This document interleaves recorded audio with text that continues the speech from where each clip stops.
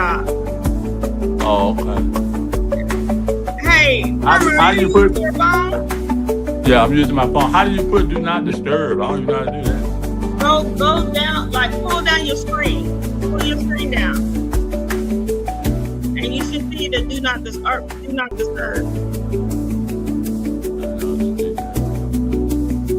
I'm just now learning how to use this phone.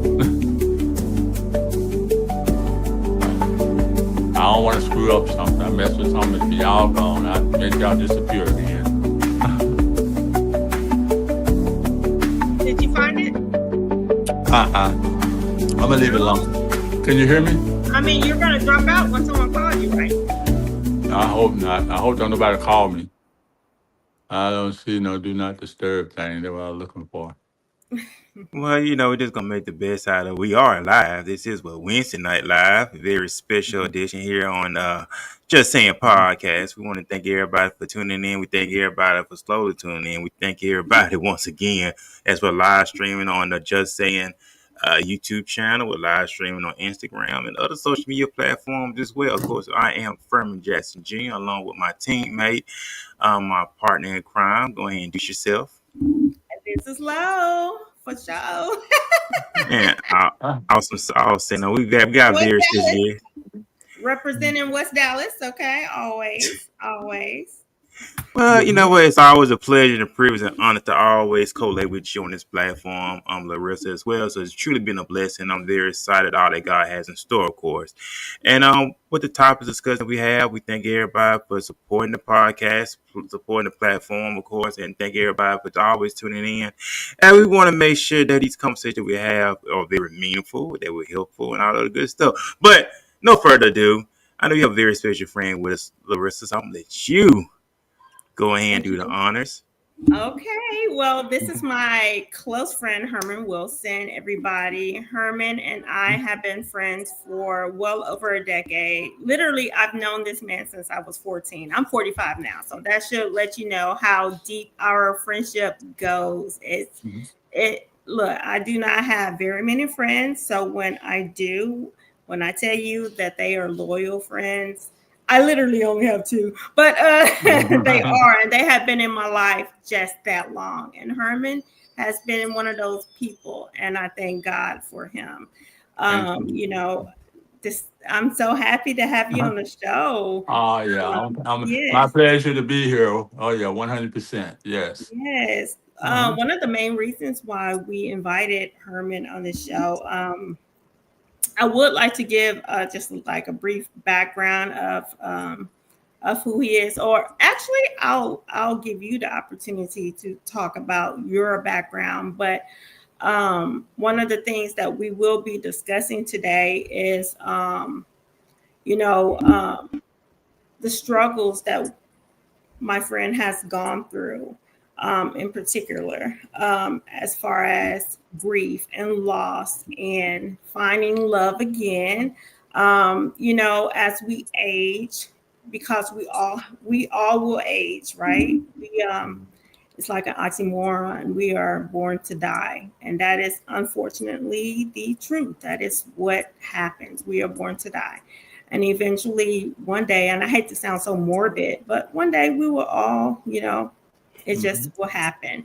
But, my friend has found love again, and I will let him tell you guys about his life story.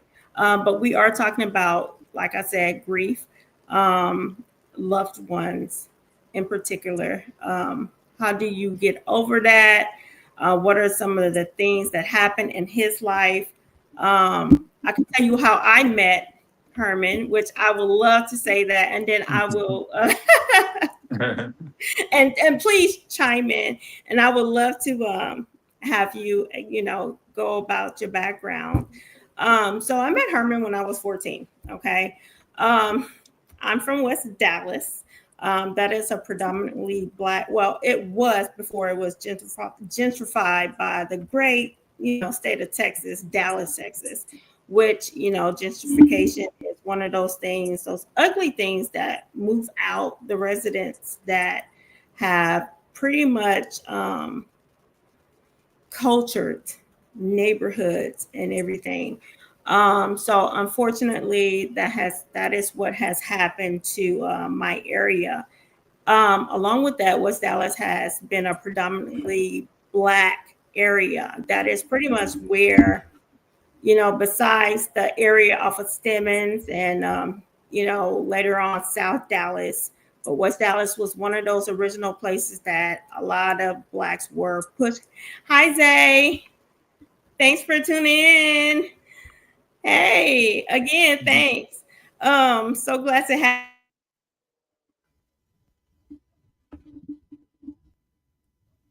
you back again. Thank you. That pretty much, we were pushed, we were forced to be there. My grandmother, she bless her soul and God rest her, her soul. My grandmother and my grandfather, they established, along with their sisters and brothers, so much in their life. They owned several homes in West Dallas, and they included their lineage, their brothers or sisters. They helped them obtain homes and stuff like that within that area. So how I met Herman, he used to work for the city of Dallas, and I'll let you explain that in just a second. But he worked for the city of Dallas. I was just a young kid. I didn't, I didn't talk a lot, but when you get me riled, when you get me riled up, I get riled up. So and I love my pets. I love my dogs. I love my, I have a cat and I have a dog, and I love my pets. I have a special place in my heart for my pets. So I guess they were out in the neighborhood one day and they tried to pick up my dog. My dog was not on a leash. And when I tell you, I gave him and his partner such a hard time. I cussed him out. I ain't even gonna lie. I cussed him out. I was like, what the hell are y'all doing?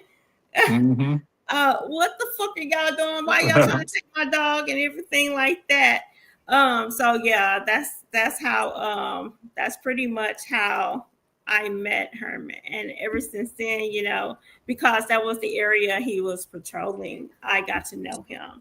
And it was such a blessing because I got to know his family, I got to know his wife.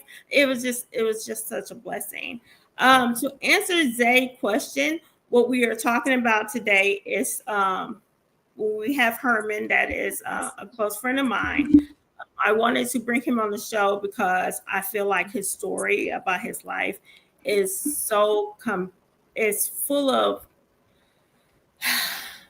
compassion. There's some grief there, and there's some awareness. I would like to my co-host Ferman and I would like to bring to the attention of everybody. So what we will be talking about is grief, finding love, especially as we grow older. I'm not trying to call you old, friend. Look, okay, I'm not trying to do that, but finding love again, especially after loss, and all that, everything in between. This is our conversation right here, with our interview with our good friend right here. So, without ado, Herman, tell us about yourself. Okay, all right. First of all, I'd like to say thank you guys for having me on the show. It is a wonderful pleasure to be here. I was here once before on the show, another episode that you guys did, and we talked about a few things then also. I I met Lola, like she said, back when I was an officer for the city of Dallas. I was an animal service officer, or animal cop, which some people may call. And we was coming over in her neighborhood, and my partner basically got out, and he was the ruckus guy. He went over to him, and he saw what was going on, and she just was this little piece of fire coming out of there, screaming and yelling and cussing and all that, and my partner, I guess he didn't know how to handle her. At She was just 14. yeah, and so we just got to talking about, hey, look, let me calm down. We're gonna do what we need to do to help you guys. My partner was trying to issue citations. I was trying to be the guy, good cop, bad cop type deal. And I was basically trying to help them to maintain their animals and not, take them away. I could see the animal was well cared for. It wasn't a problem there. The dog just got loose some type of way. And Lo was trying to explain that to my partner. And He was eventually, being an asshole. yeah. Yeah, and I gave him Well, the business. so we was trying. I was trying to. I mean, hey, being delicate, trying to. She gave it the best way. That was the best way to describe that situation at that time. But yeah, I think that eventually we got it all settled down. I don't even think we wrote any citations. I can't remember if we did or not. But we let her keep her animal, and because of that, a friendship of all these years. Lo was what 14, 15 years old, and this is 2025. So what's that? I don't know what's that. Somebody got some quick math. That's about what 25 years, 30 years, somewhere in there. A long freaking time. A long time. So, but my wife, uh, uh, and her met, and they instantly bonded. They were like It's two my peas in a sister. pod. She loved her. They loved each other so much. And I just like, oh my goodness, I never thought that I would have someone to be that close to my wife, and to love her as a sister. I mean, it was like they were born by the same mom. That's how much they cared about each other. And so then I basically as time went on, my wife and I, grew closer to Lo and her husband, and we came over, we stopped by. Some days we just stop over there and just shoot the breeze. We would just come by unexpectedly, ring the bell. What y'all doing? Yeah. Keisha And and I was pregnant at the same right. time. Yep. And come over there, hang out with them for hours at the house and all that. I'm gonna jump off the camera right quick because something I gotta grab right quick so that y'all can see something. Hold on. Okay, also, you know what? It's always great to have great people in your life, Larissa. You know what I'm saying? So you always uh, cherish the fun memories and the great memories. You just never know how God set things up, and you'll just know, Oh Right, yeah, for sure. Because right? I think God put people in your life, but He will also take them out. The people that do right, not need to be in your life. I always tell my kids that people come in your life as seasons because it's so true. It right. And does, It those that sure are is. meant to be in your life will stay in your life. That's right? right. That's one. I believe that to be so true. That's why Lo is still in my life. She will always be in my life. I am dating now. I have a new lady in my life. My wife passed away back in 2016 Wow. Mm, from cancer. She had leukemia, and it took her from me. Yeah. But it never took away the love that I had for her. All right, right. and the lady that I'm dating now, she respects that, and she does not push aside the feelings that I have for my wife. And of Mm, course we have kids together. Lo has always been in my since my kids were little bitty toddlers. She's been in their lives, so she's seen them grow Since to men. infancy. Right. Yeah. Seeing them grow to men and women. 'Cause I have one daughter okay. and four boys. All right. Okay. And so but that disease, or should I say that sickness is horrible. It takes beautiful people away, Yeah. people that we care about. And I'm not trying to make Lo cry or nothing, but I gotta I show know, cause I'm a yeah, but crybaby. I want to show you her picture. Oh, that's my sis. That's her Yeah, there. that's my sis. Oh wow, beautiful woman. Thank you. Thank you so much. And she when she got that disease, and it affected her in a way that made everybody, realize just how short life can be. My wife was only 39 when she died. Oh All right. wow, she was young.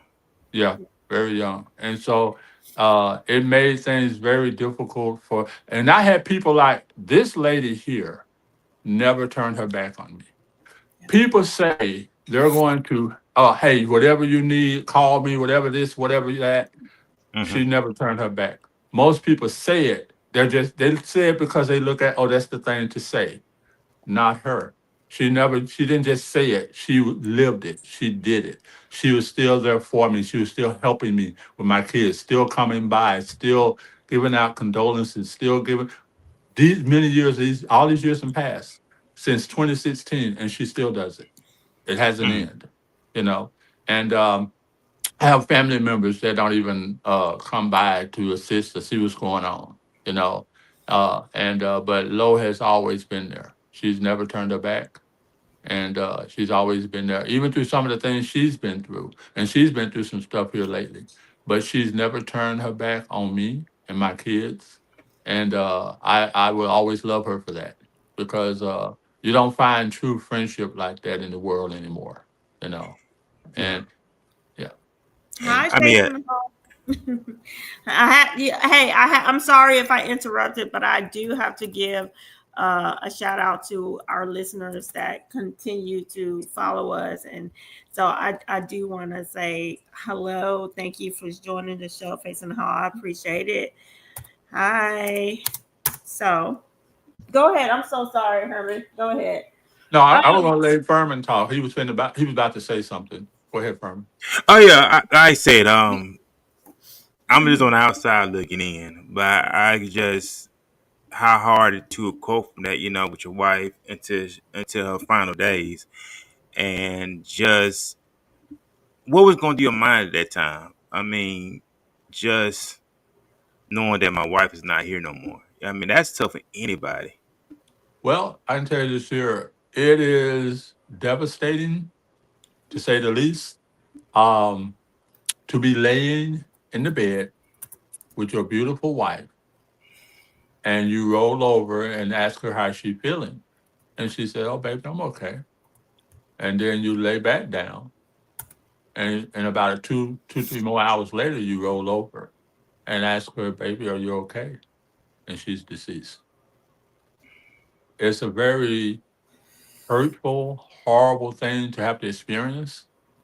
I When I tell people the movie Back to the Future Mm-hmm. has a special meaning for me, because I was watching that movie the night my wife passed. Mm. And when I see that movie, I think about my wife, you know. And she was laying in the bed next to me while I was watching the movie, and we had no idea at that time that she would be passing, July the 16th. Yeah. which is my son's birthday too. And like I said, I was pregnant.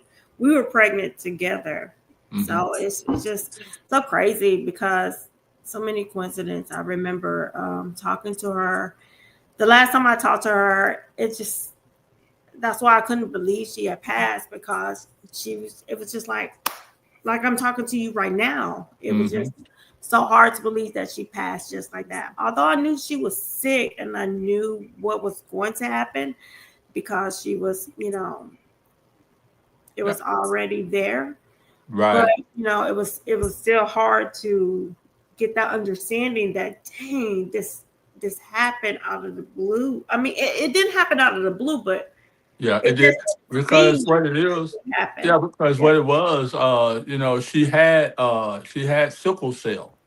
yeah. Okay, was basically was sickle cell is not what took her life, actually.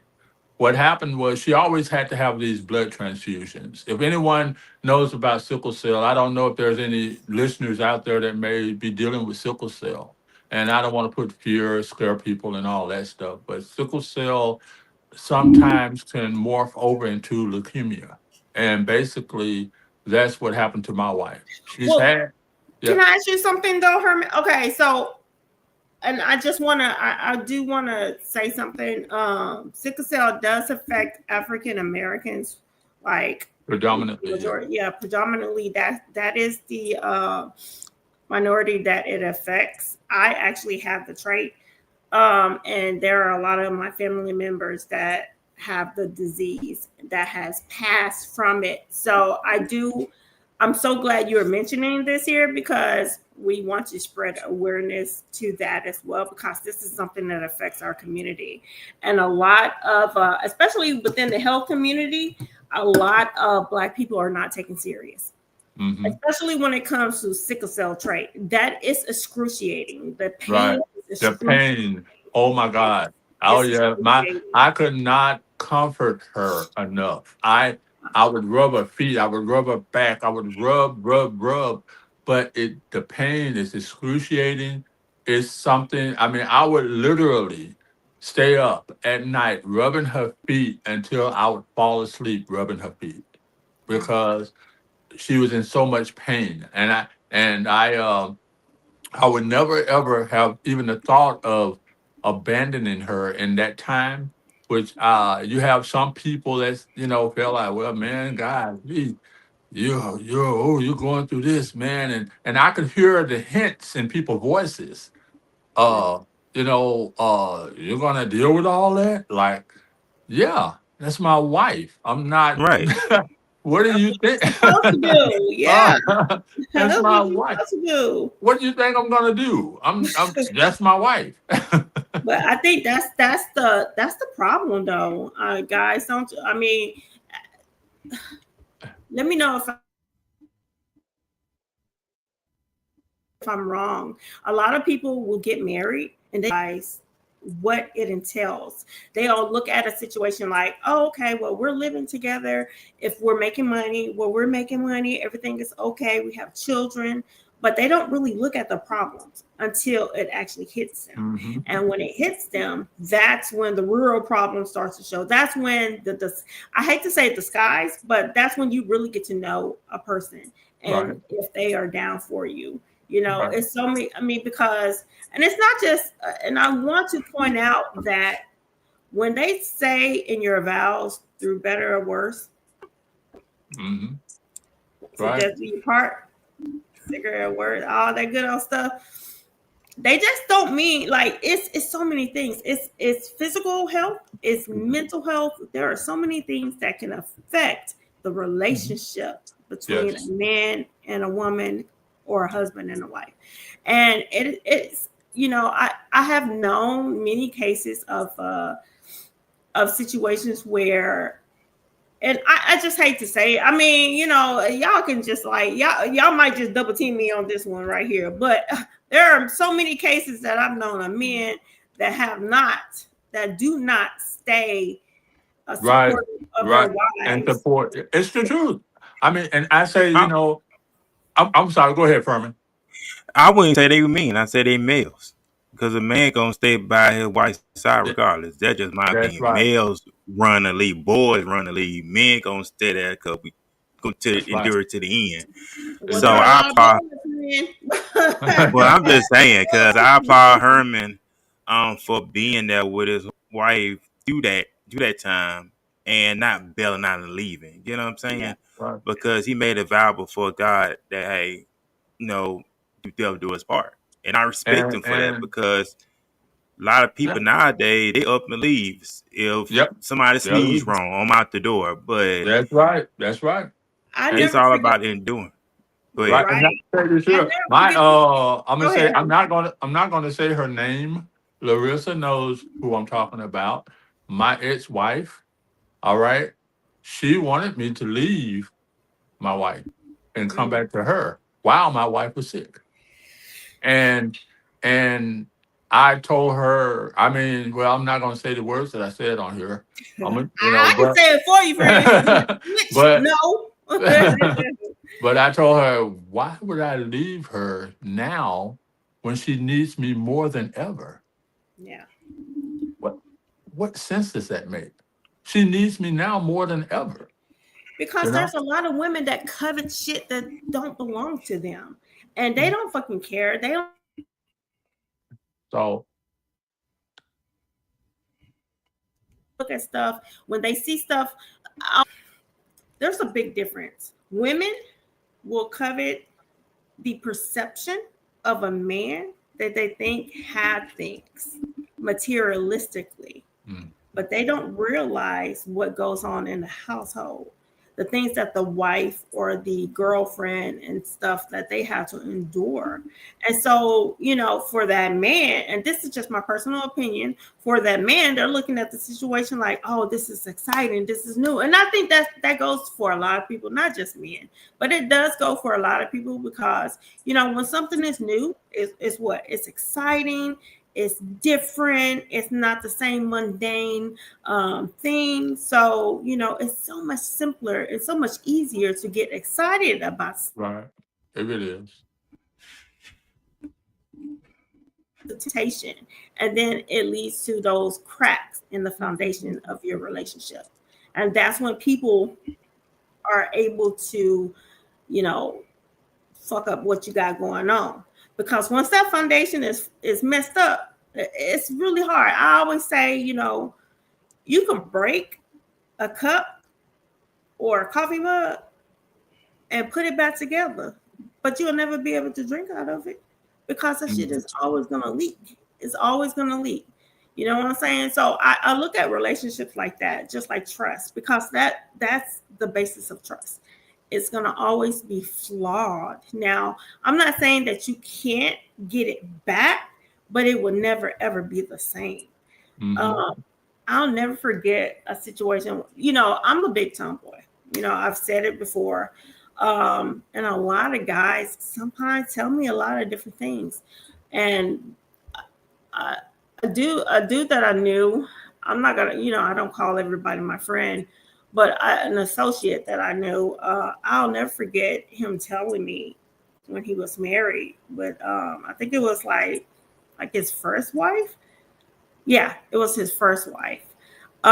She was pregnant and she had a lot of complications.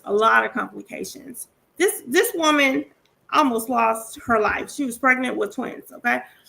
And she could not physically, she could barely walk downstairs. And so her sister came to the house to help take care of her. Plus, her sister didn't have a place to stay. That man slept with her sister right downstairs while she was upstairs. My. And I was just like, and I looked at him. I said, motherfucker, you did what? I said, I can't believe you just, you did what? He's like, yeah, I regret that. I said, no, you don't. Because one thing he told me was that he continued. I was like, so you didn't regret that. The only thing you was gonna regret is if you got caught. It was not gonna be you. That's something that you actively wanted to do. You had no remorse over it at the end of the day because you continued to do it. You know what I'm saying? It's like if you an accident would be like, okay, I accidentally broke something, or I took something that didn't belong to me, and I'll never do it again. You know what I'm saying? But you are continually to, break this woman's trust, break your marriage, break the trust of everything. Like, what the hell are you doing? Like, I don't get it. So, when he told me that, to be perfectly honest, it made me really start looking at marriage a lot differently. Now, I can't say that my marriage at the time was, bad. I actually was thankful for my husband that he was not that type of person.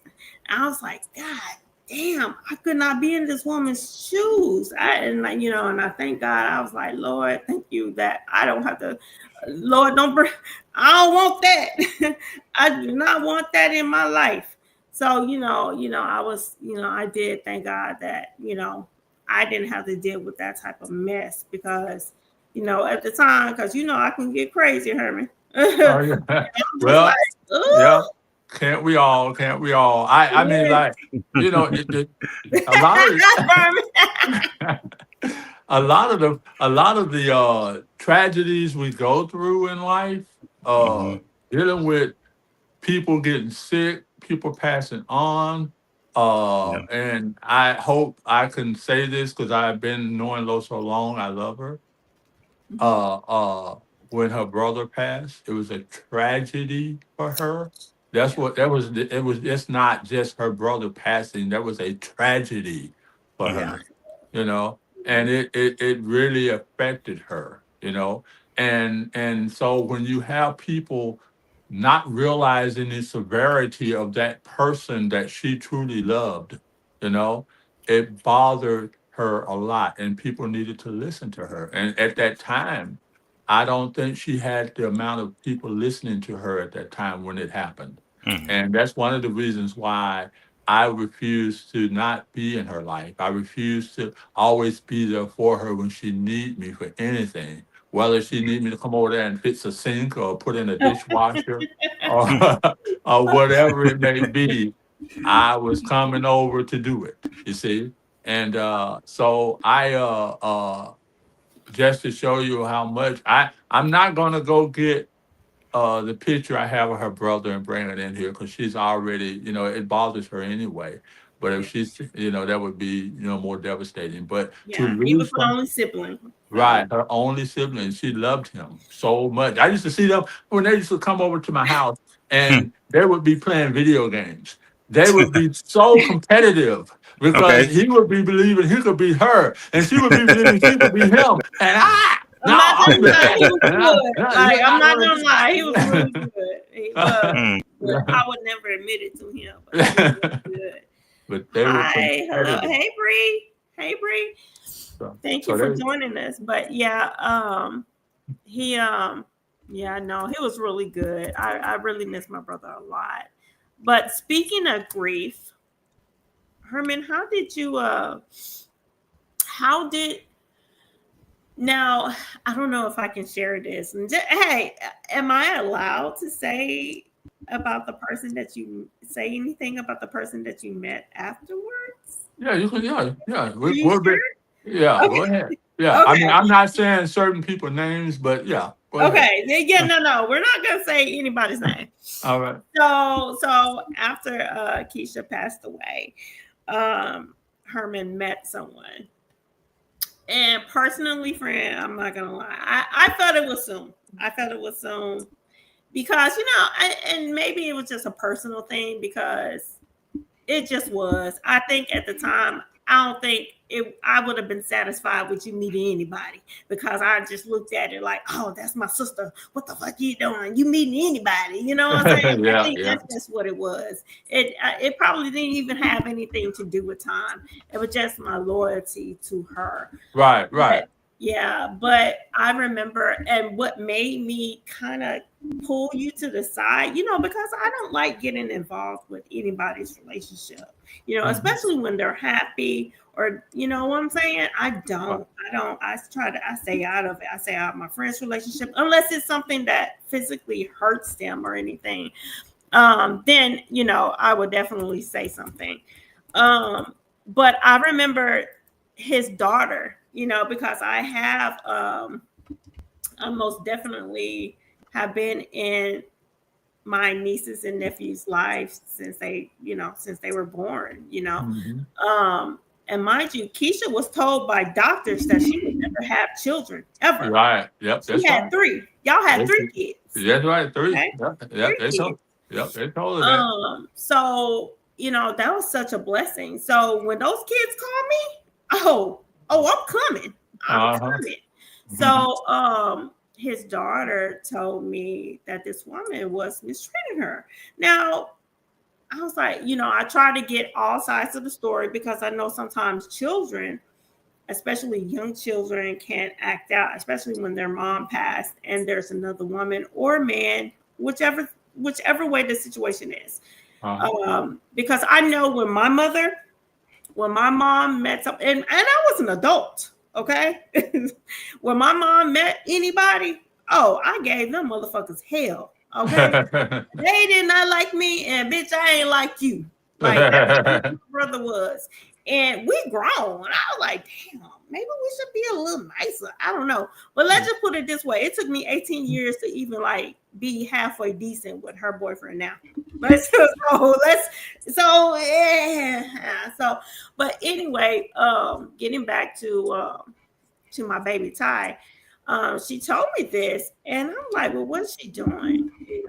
And after she told me what happened, I wanted to pull you to the side, and And I did. I asked you about it because I saw the pain on her face. And then when I met the lady, I knew that bitch was lying. I was like, oh, bitch, yes, no, Ty was telling the truth. Because, like Right. I said, I know that kids will sometimes exaggerate, and they will use people who are close, aunties, and I'm considered auntie.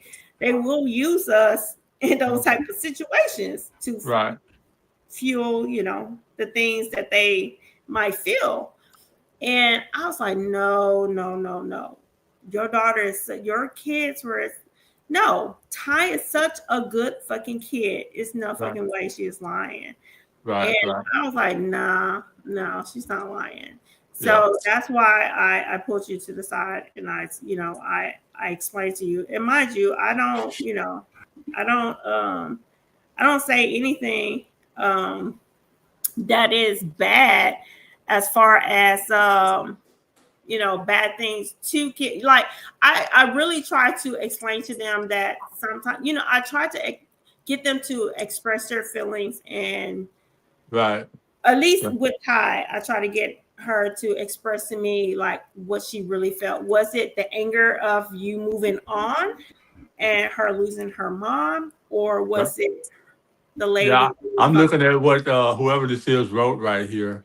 Yeah, that's a pretty good, accurate. um But it's so this Adriana from the Raid DFW. Mhm. Hi, Adriana. Thank you for tuning in. Thank you. Okay, so let's read her comment. It said, and if they're teenagers, they think the world is out to get them. Yep, you're absolutely right. And Uh-huh. out of death.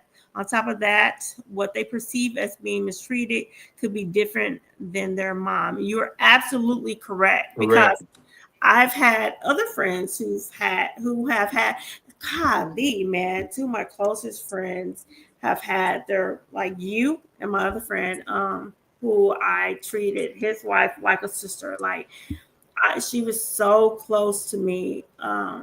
When my brother died, him and her literally came, jumped in my bed, and just laid with me. And when she passed away, when I tell you, I was so, I don't even know. It was just too much.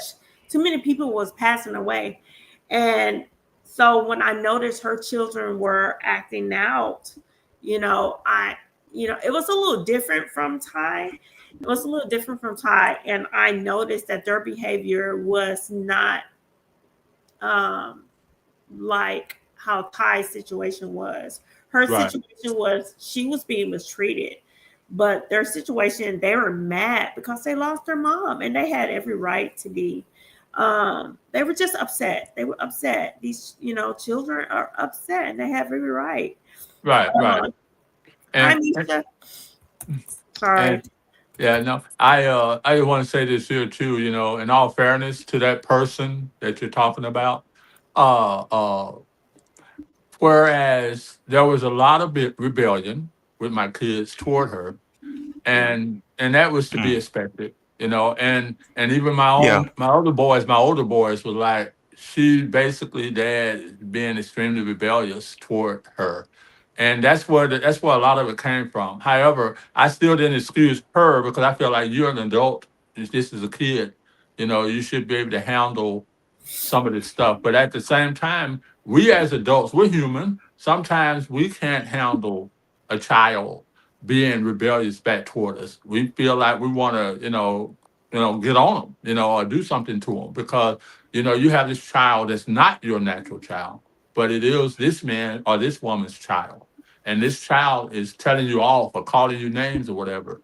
And you're trying your best to be as hospitable as you can as an adult and try to treat this child and try to find the right things to say to this child in Yeah. order to avoid the conflict. And a lot of times that didn't work because it still, it got even more, Yeah, but Ty didn't do that. Now I do know that maybe the other, your other yeah, baby did do yeah, that, but they she did. didn't do that. Now I know they did that, which was Yeah, extremely. Now I do not condone any disrespect towards adults, so I did get right, on their butts, and right. you were there when I got on their butts, and I was Uh-huh, like, yeah, yeah. no, you're not gonna do that. Your mom treat you, your mom and your dad raised you guys so much better than that. That is so disrespectful in your Um, mom's name. So, but I saw firsthand, I could tell that this Right. lady did not treat, she did not, she just was not genuinely, she did not have your kid's best interest at heart. Let's put it that way. And I could tell, and even though, it's so crazy because the feeling I got when I was around her, I just got a bad vibe from her. And I never got that vibe from Keisha from the first day I met her. Even from my other friend, his wife now, his wife that passed away. Now I never got the vibe. I never got the vibe. But from this lady, I got a bad vibe from her. And I'm just like, golly.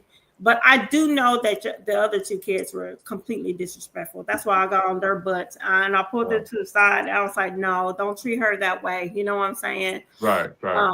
That's not how your parents raised you. Exactly. I know my kids actually told me, it's so funny because I think at the time I tried to get a clear understanding because, I didn't want to say anything bad. Like I didn't want to really just be so in between the situation. So I just asked my kids. They did not know who I was talking about, by the way. But I asked my kids, I was like, what would y'all do if, me and your dad separated, or if I died or your dad died, or what would y'all do? And I got the same thing. My kids were like, oh, you can't bring nobody else in. They was like, no. They was like, you probably have to wait till you're like 60 something. That way you won't have to die. And they're so like blunt. And they were like, that way you won't have to die alone. And I was like, dang, for real? Right. But damn. I was like, whoa, that was horrible. That way I won't have to die alone. Jesus. Okay. So no, and I really just try to understand that situation. But I think my question for you, Herman, when it comes to that, like, did you have your, like, how did you feel as far as the kids and losing, the kids and then moving on? How did you distinguish whether or not that was a good idea for you? Like, well, I can say this here. When I finally decided to see, this is something that this discussion me and my wife had way before she even got sick.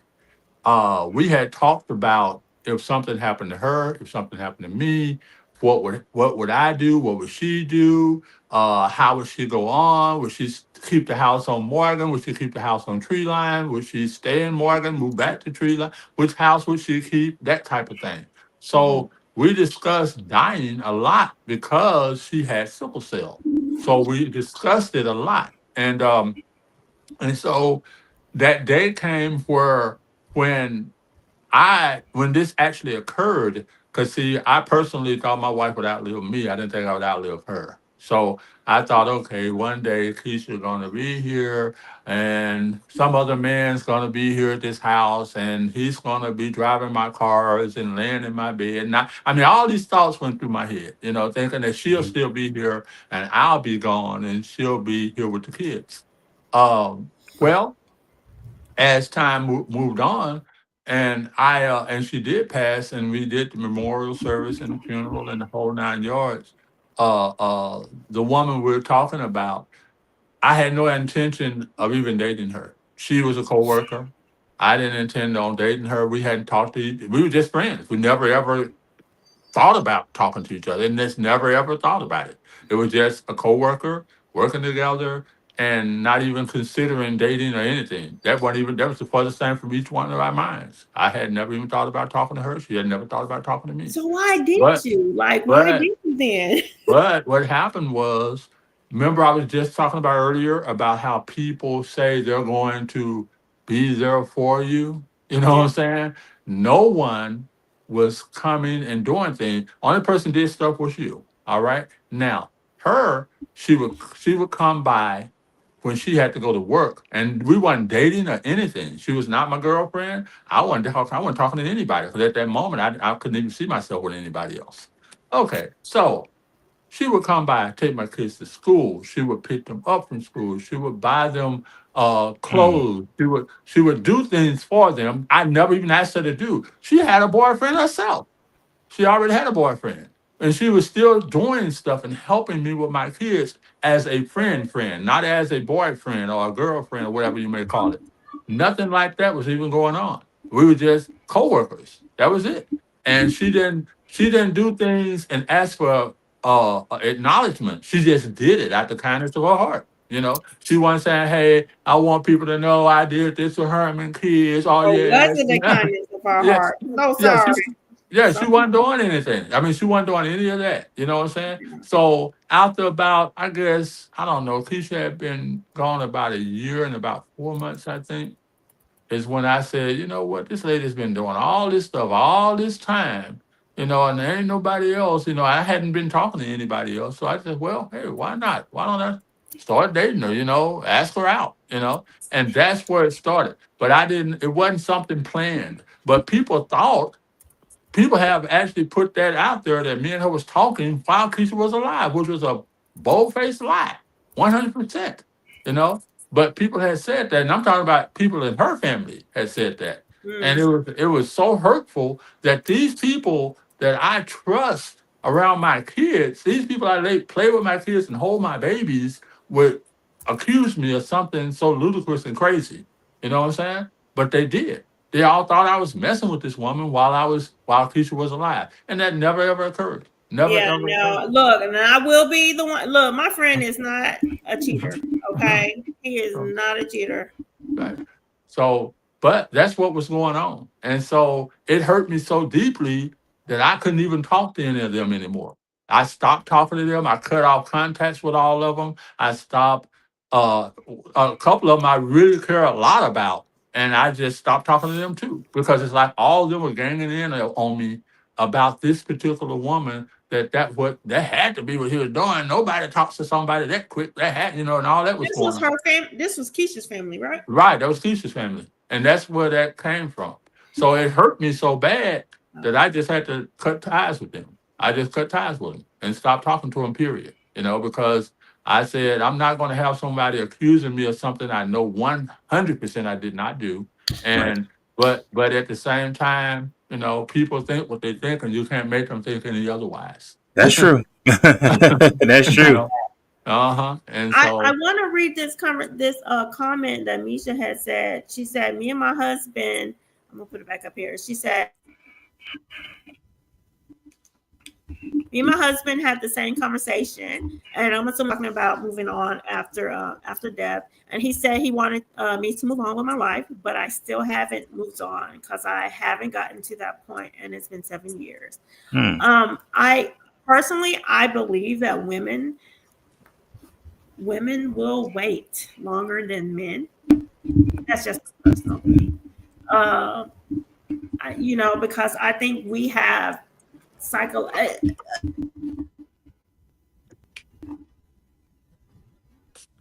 Generation X and older millennial ages because we were mentally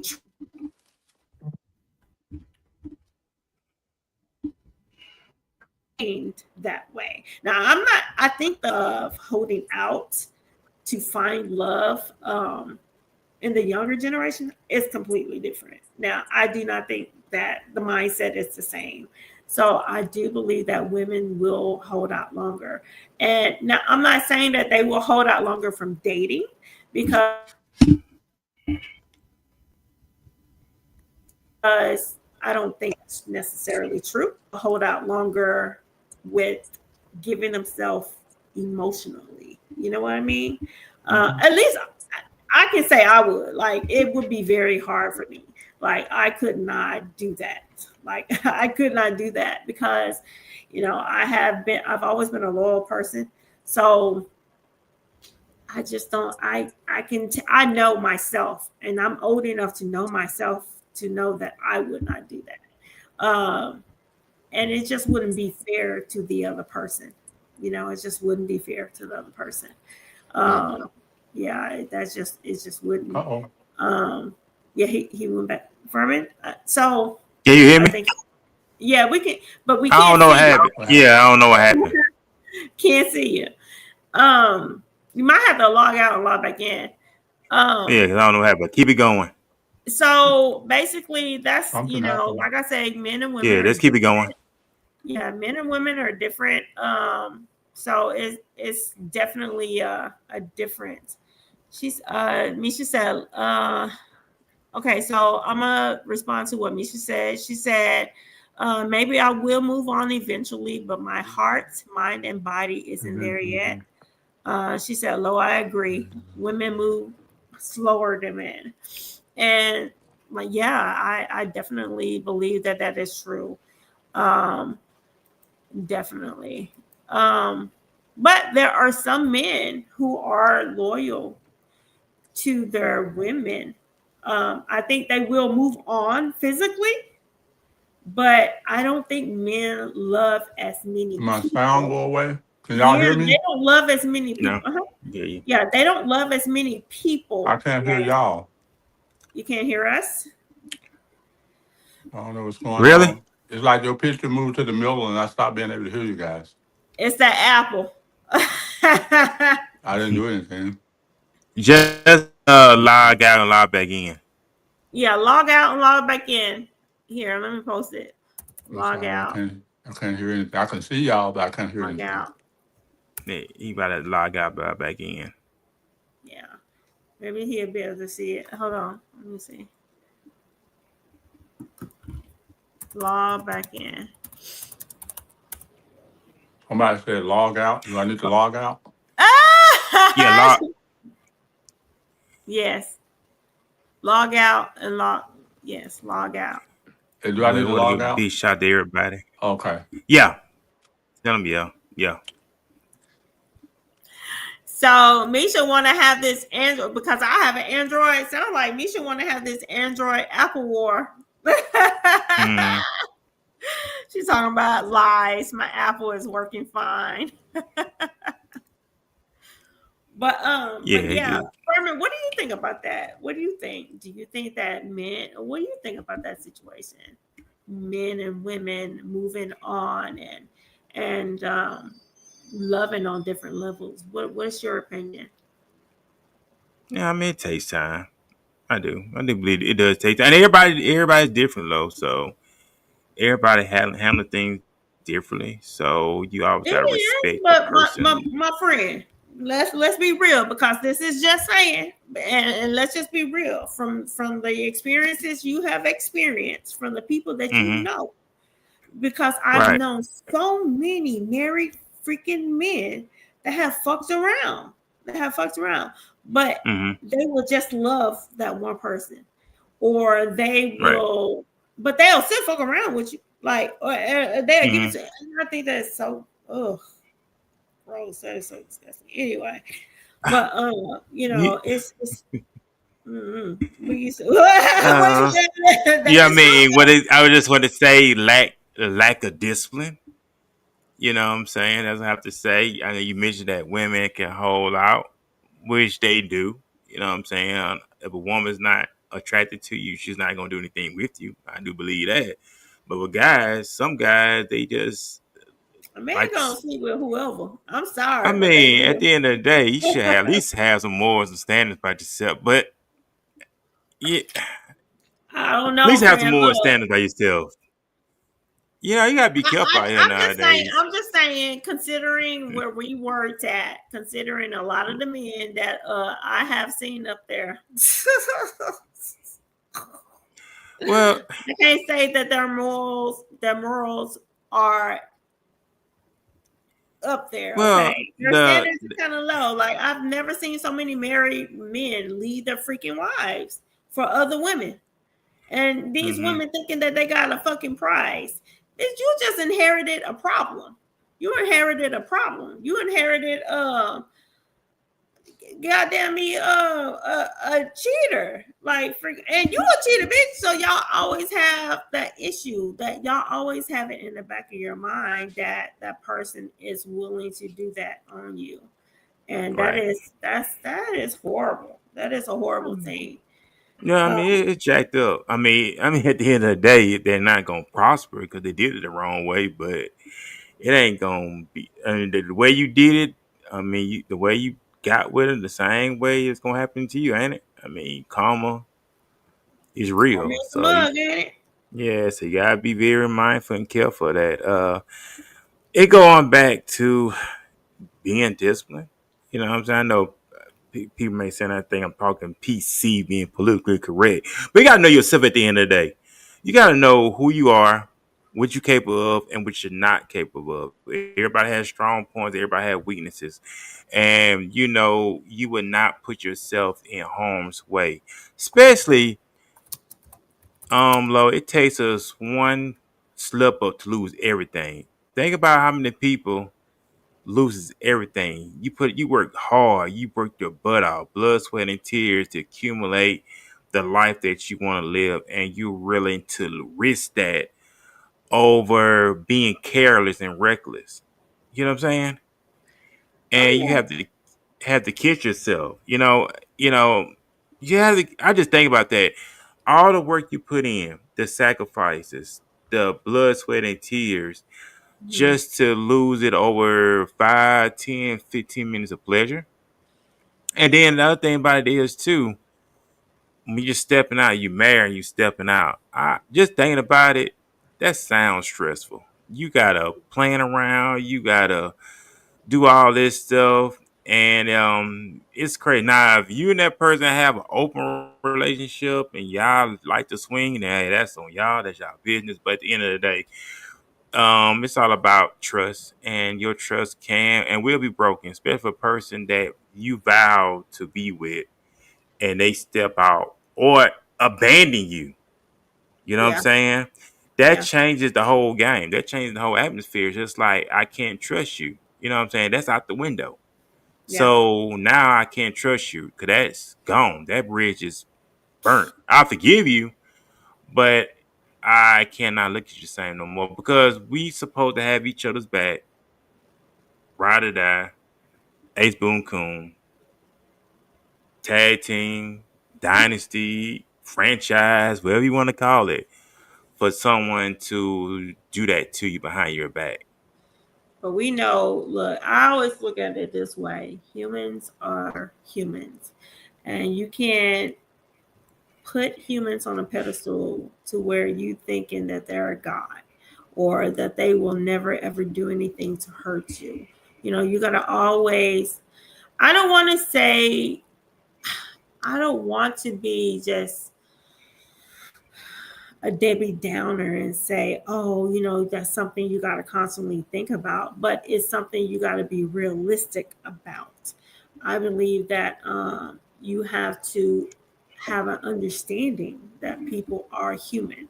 People are human, and there's always a possibility for them to fuck up. That's always a possibility.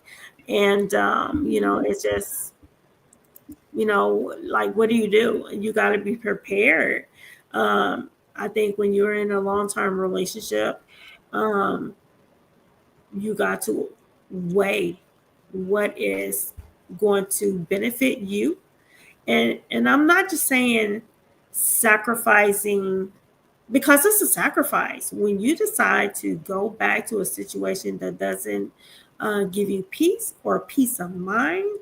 You are causing such a huge sacrifice.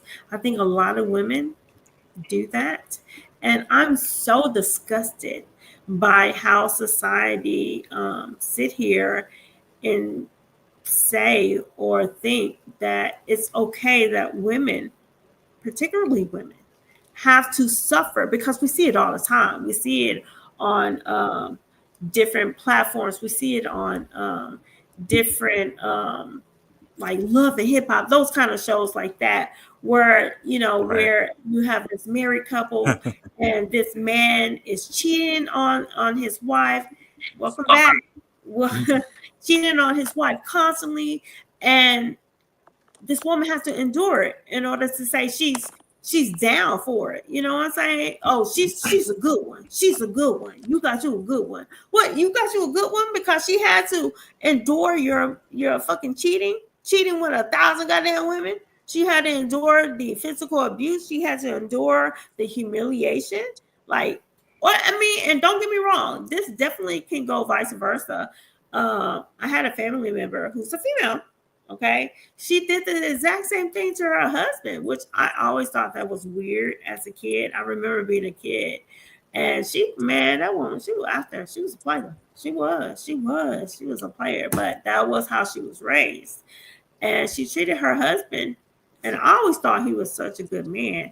Now, like, I was a kid, so I don't know what was going on in the household, but I do know I can only talk on what I saw, and from the outside looking in, it just looked like she treated him very poorly, and I knew she cheated on him. I knew she cheated. It was a family member, so I knew she cheated on him several times. I think I mean I'm glad I'm back with you guys, but I was trying to eat a little bit too while we talk. I hope that's okay. No, that's Mhm. fine. But yeah, no, like I was saying, she did that. So I'm not excusing, or I'm not just saying, oh, this only pertains to men. No, definitely it pertains to women just as well. I just Mhm. think it happened more for men, and it's more accepted. It's more put out there that women should accept it more because of this here whole idea that women are supposed to be submissive, but you're not supposed to be submissive to where you are like, submitted to like that type of injustice. Like, no way. Like, no, it's not acceptable. You know what I'm saying? I can't sit Well, here and speak on that Bible. It's not. I came in. I because I was off the air for a while there. I hope I'm in the right spot when I say what I'm about to say, so that I can be more attuned as to what you guys are speaking on. When it comes down to that type of situation, I believe that this thing here goes both ways in both directions when it comes down to this. Nowadays, it seems as though they make this stuff be more accepted now for some reason. That doesn't make it right. If everybody called blue green, that doesn't make blue be green because everybody's calling it green, you know. And the thing about it is, with the way society is now, we're making things that they're trying to make wrong be right and right be wrong. And no matter how Right. you try to make wrong be right, it'll never be right, you know. And so I believe, Lo, what you're saying is exactly right. We got to stop thinking that because it's accepted, that makes it right. And that's one of the problems, I think, with society. I could be wrong, but I think that we accept things that are wrong when we know they're wrong, but we still accept them. Yeah. And that that doesn't make it right because we accept it as being something, you But I know. think it goes more for our generation. I'm 45. Furman, how old are you? 40, 43. 43. 43. Herman, how old are you? I'm 63. You look great for 63. Mhm. So, but look, you have to understand something. You have to understand we were raised by baby boomers. Okay. Mhm. So we were raised by a different generation. The Mhm. generation now, their whole mindset is different. Where we were raised, where you find a job, you stick with it. When you decide to leave, you put in your 2 weeks notice. Blah blah blah. Look, no. These kids nowadays, they're like, fuck that job. I'm out. They'll quit the Mhm. same day. They don't care. And I have to respect that. I have to respect that because you know what? Companies do not care about you. They don't care about you. So, and that's just and I'm mentioning that because that just shows the difference in how we were raised. And as it pertains to relationships, we were raised, at least I was raised in That's ironic, Lo, that you would say that because, I was in law enforcement for 30 years. You was in law enforcement. I mean, it's like, wow. And they didn't care about us at all. I mean, they didn't care about me. I was a captain, a sergeant. But when I retired, I was a sergeant. Hmm. They didn't care, you know. And the thing is, they look at it as, okay, I can hire 5 people in place of Sergeant Wilson and pay them less money. What I'm paying him, I can hire 5 people. So that's the way they look at it. That, you know, and push you to the bottom of the barrel instead of letting Yeah. you be. Instead of you rising up like cream, they want to push you down. You know, and That's I. a whole different topic right there, brother. You sure right. Because man, I recently just left law enforcement for those who don't know, but I never realized how I never thought about my health being such a problem, and it did. It affected me so much to the point where I had to leave. I had to quit my job. And you think they gave a damn? No, they didn't give a damn about me. They didn't give a damn about me at all. Um, Not at all. All they had to do, actually it benefited the companies way more to, get rid of me because why I was topped out. They could hire 2 people in my place and save money. You know what I'm saying? So Mhm, letting me go, it was way better, mhm. So yeah, it's no big deal. But I think, that also brings a whole nother topic when we talk about law enforcement. Um, do you guys know, and this is a question for both of y'all, do you guys know which occupation has the most or has the highest divorce rates? I believe it's police officers. It's law enforcement and military. Right. Those are the Yeah. two. Yeah. Those are the two. And you have to wonder why. And I can only speak from a law enforcement point of view. I believe that because I've never served, and hey, thank you all veterans that serve. I give you kudos for that, and all military personnel. But I think one of the main reasons why people choose to step out when they are in law enforcement is because they bond over that law enforcement mentality. And it's something that you can't get from your partner at home. Um, the only thing that kept me grounded was who I am. And who I am is somebody who is loyal. And being loyal kept my marriage intact. And I was like, no, I'm not going to be within that statistic of cheating. I'm not Right. going to do that. I met my husband when I was 18 years old. So I was like, no, I don't want to do that. No, fuck that. No. Even though, I was Granny was like, no, you got your husband, but to have your boyfriend too. No, big mama, I don't want that. I don't want that. No, that caused problems. That's problematic. But I will say this, my family, they did not have my they did not see it as far as my mentality was concerned. I remember my kids and my husband, he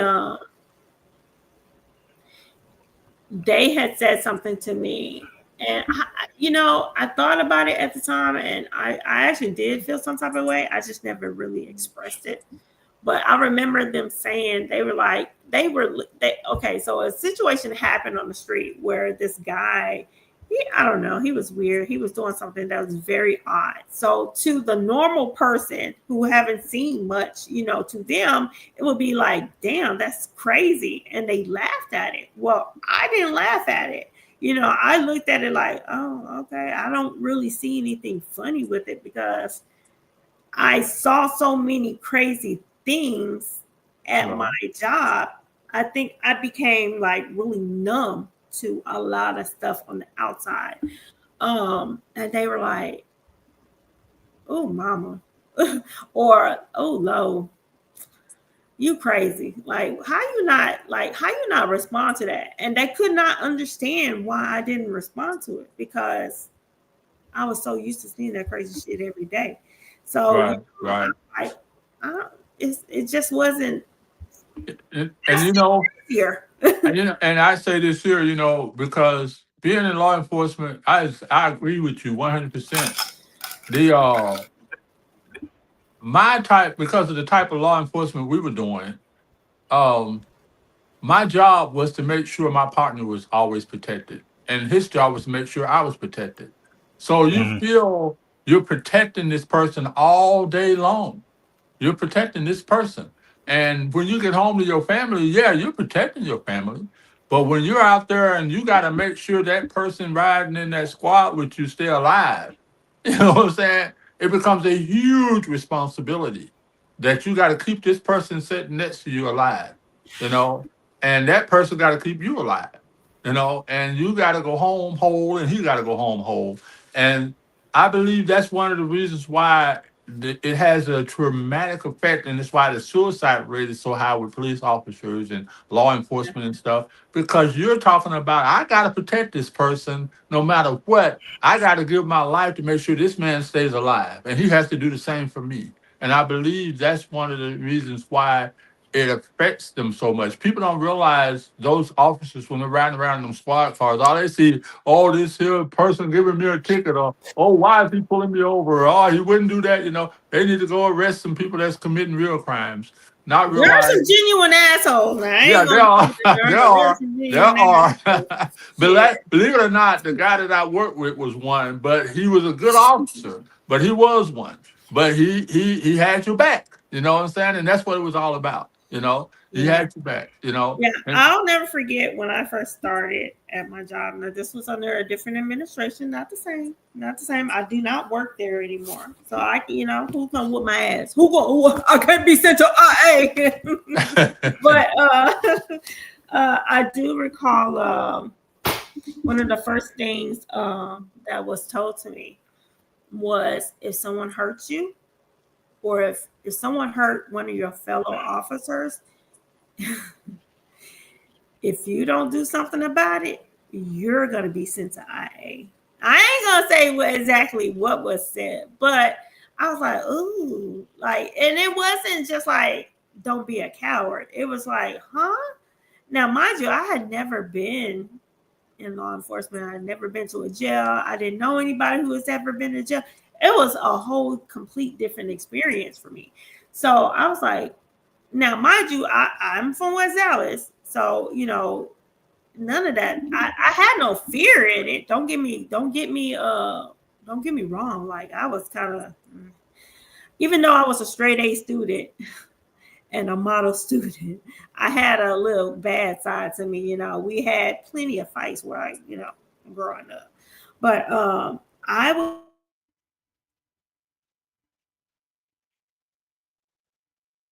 just shocked that that was the where as far as when I got hired. It definitely changed over time, and I'm so glad. I'm actually really glad it changed. A lot of now, nothing is ever perfect. Don't get me wrong. Okay, there is not one situation or not one agency that is perfect. There's always room for improvement. yes, Okay, ma'am. there are people that should not be hired, that are hired. There are people that should not be working in that field. Okay, Right. so That's true. I commend That's so true. I commend any agency that is working to improve that themselves. But I do recall that. So you're absolutely correct when it comes to protecting each other. That is something that people develop bonds unlike any other situation. And sometimes those bonds can and will cross the line. And that's why those divorce rates, or those people that are cheating, I think that's why it's so high in those type of situations because of that. Ferman, you're very quiet because I know you got some stories, my buddy.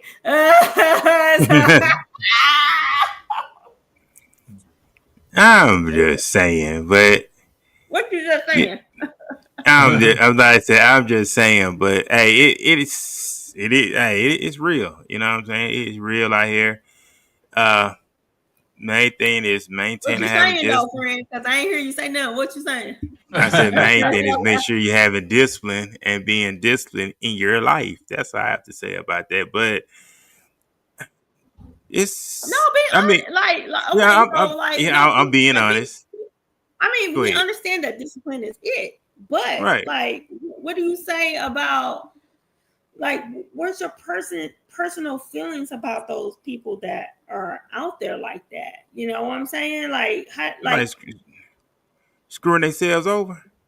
yeah. What do you I think about mean, men and women that do that kind of shit? Like that real talk, like real talk. What do it's you think about that? you just can't justify that. I mean, if you go out there and do something dumb and stupid, then what can we justify that? It's like, Yeah. and then just admit you messed up. Just say, hey, you know what? I messed up. I did. Instead of saying, well, at that time I was going through something at that time. But you Shit. just had to say, I got caught up. I just got caught up. You see what he said? What Well, you say? yeah. I felt the pressure of being attracted to other men at times. Hey, you just being honest. I mean, it happens. It happens. Because And you when you're notice around one thing she said go ahead. right there, pressure. You see that word pressure? That's Uh-huh. right. And sometimes How it is. Yeah. Yeah. but you could be attracted, but you don't have to act on it. Right. That is true. You know what? I will say this here. When I first started, you know, okay, so I don't think I'm an ugly person. I've always felt confident with who I am. Um, Right. and ugly and beauty is only in the eye of the beholder. That is how I feel about it. I don't, beauty only lasts you so long, Right. right? Character. It's all about Um, character. yeah, it's about who That's you right. are at the end of Exactly. Yeah, your character. the Hmm. day. But I remember when I working in law enforcement, and I guess these motherfuckers thought I was first prey until they got to know me, and then they realized that I wasn't, because who I was really came out really fast. And for years, no one, no one tried to talk to me. No one tried to, I'm like, it was nothing. Like, no one tried to holler at me, no, nothing. Um, they knew it. They knew I was married, and that was it.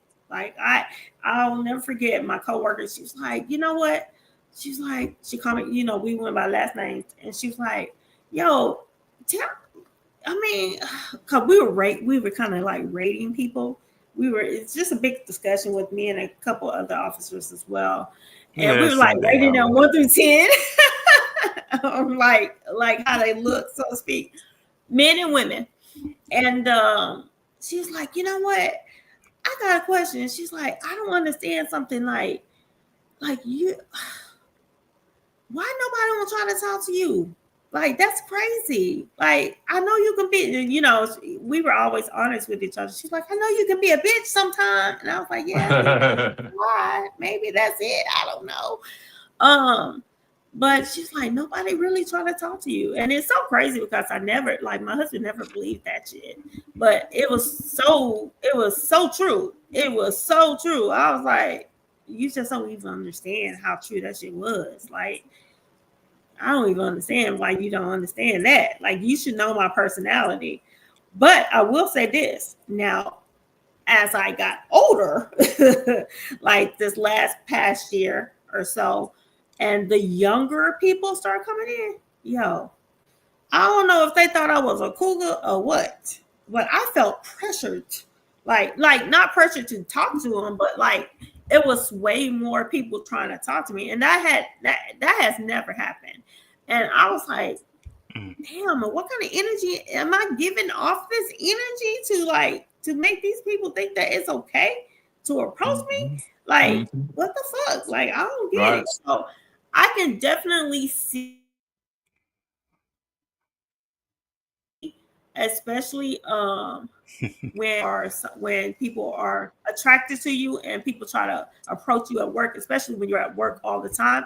And I can see Mhm. how those lines can be crossed a lot, Man. especially Man. if you got a nice looking guy.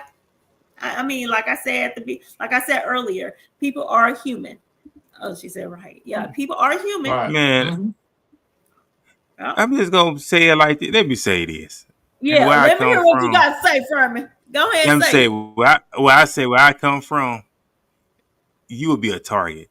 When I say you'd be a target, and I ain't just, I'm talking about lieutenants, sergeant, you would be a target. Let me tell you something. They used to have bets. Lieutenants, the male lieutenants, male Mm-hmm. sergeants, male Mm-hmm. COs. They will have bets on who they would get. Who they would get? Yep. Oh, I know. And shoot, male I know. lieutenants will mess with the officers. Male sergeants mess with the female officers. Mm-hmm. They would have bits. Hey, it's a Look, horse. It'd be I'm some gonna tell horse. y'all They be something. some horse. I'm I'm telling just, y'all. Look. I'm gonna tell y'all something. What? And this is why it's so crazy yep, because 12 I hours. We already did know 12 this. hours. That's right. 12 hours. I see Yeah, that. we Yeah, did. 12. 'Cause I did 12 Uh-huh. hours back at home when I worked at the jail yeah, back at home. And I'm saying you would be a target. You would be a target. You would have been a yeah. target. Look, And I'm gonna tell y'all lieutenants something. and I already sergeants. know about the bets because like my bet, like I'm telling y'all, like when they like before the influx of new people came in and people knew who I was and they didn't like that wasn't that I didn't have to deal with that type of stuff, quote unquote. Like that's when people start really opening up. Like that's when the dudes start opening up and they now of course I feel like if a dude is willing to do whatever, it don't matter if you they homegirl, tomboy, it don't matter. They gonna try to come after you whichever way. It don't even matter. If you give it to Right. them, they gonna take it. Two piece Right. and biscuit, right? But Yeah. That's right. But they would tell me, like, they would talk to me like I was a dude. Like, and I'm like, damn, dog, for real. And they would like, I already knew about the bets because they would tell me, yo, I gotta. I'd be like, we would sit around because we would play ball. And we would go out and play basketball. And Hmm. I'm a ball player. Like, I coached and I played basketball. And I did. I mean, that's what I did. Like, I'll be the only woman out there playing basketball with these big, tall ass dudes, right? So they got so comfortable and they would tell me, they'd be like, yo, yeah, we're gonna see which one hit first. You know what I'm saying? They'd be like, you ain't fit. And I'd be like, man, you ain't fit. I'd be like, nigga, you ain't fit, get that. Go ahead and try it. Let me see. And they'd be like, they'd be like, I got it. And I'd be like, damn. I'd be like, well, congratulations. And so I was like, hey, well, I didn't think she was like that, but I guess she is a hoe. Hey, what do you know? What do you know? But this new little Oh man, generation, I mean, no, it's a thing back. Okay, I know we do the thing. I ain't never by here, but I'm back at home. All the male officers, we used to have a thing called don't backdoor nobody. When I mention don't backdoor nobody, if you are talking to this Yeah. Yeah. girl Uh-huh. on a I know job, that. you don't backdoor them. That's the bond that we made because all the fellas back in then we worked at 1200. 1200 were your 30, well, you call them CBO, we call them 31s. That was our um, inmates that was in admin custody. So we worked around them a lot. State inmate, feds inmates worked around a lot. But all the fellas worked in the 12 and 10. But we always used to say we would have, don't backdoor nobody. I mean, we know that you're Right. talking to this girl here, it's hands off. But these Right. Right. guys around here nowadays, they do a lot of pillow talking, and when you pillow talk, that girl gonna go back and tell what you said. A lot of dudes be Uh-huh. pillow talking now. Right, right. And see, that's the thing about it. I never had to experience a lot of that because just about the entire time I was an officer, I was married to either my first wife or my second wife. And everybody, excuse me, knew I was married, just like Lo. People knew she was married. People just knew. They knew my wife. There go Herman's wife, and all that. And Right, guys would flirt with my wives. They would flirt with my first wife, and they would flirt with till they found out she was my wife. And right. you're Wilson's. Oh, okay. And they, they would, because I've had a situation where We How was you at the deal with that? Like, did you say something to them? Like, well, besides that's my wife. Like, did you ever well, get off in their ass? I want to know. well. I done put people in their place several times about my wife. I done put people in their place like Keisha. I didn't have to put nobody in their place with Keisha That's my because girl, Keisha because she did put it. them in. That's my girl. She would put them because we was at the. I know you remember the Walmart over there on Wheatland. All Oh right. man. Yeah. So we was Yeah. in that Walmart, and before they shut it down, and this tall big dude talking about, oh yeah, I know you. I was over there looking through the clothes and looking through the rack, and this guy, oh, I know you, I know you. Now Keisha knows she didn't know this guy, but she just entertained his delusion. He's I know you, and she was just like, okay, and I'm standing over there kind of snickering, laughing. And she says, well, where you know me from? Like that. Oh, yeah, y'all live in these apartments now. We don't live I in can no hear her apartment. too. I can hear her saying that too. Well, we don't live in no apartment. We live in a home. So I said, I think you got, what, one or two kids? He's trying to guess as to what she got. So she'll say, oh, I got three, and all that. He's trying to, And so she just listened to him. Then she said, you don't know me. Will you just stop lying? I don't know you. Stop lying like that. And so then I walked over. I said, man, where you know my wife from? And he was like, oh, I didn't know that's your wife. Oh. But the thing about it is, we was like that with each other. I knew men would flirt with her. She was a beautiful woman. I didn't have no problem with it. It didn't bother me. I'm not a jealous-hearted person. I never have been. So, but I love the fact that I've had my first wife was a pretty woman. My second wife was a pretty woman. I didn't have any problem with their beauty. You know what I'm saying? It never bothered Okay. me. You know what I'm saying?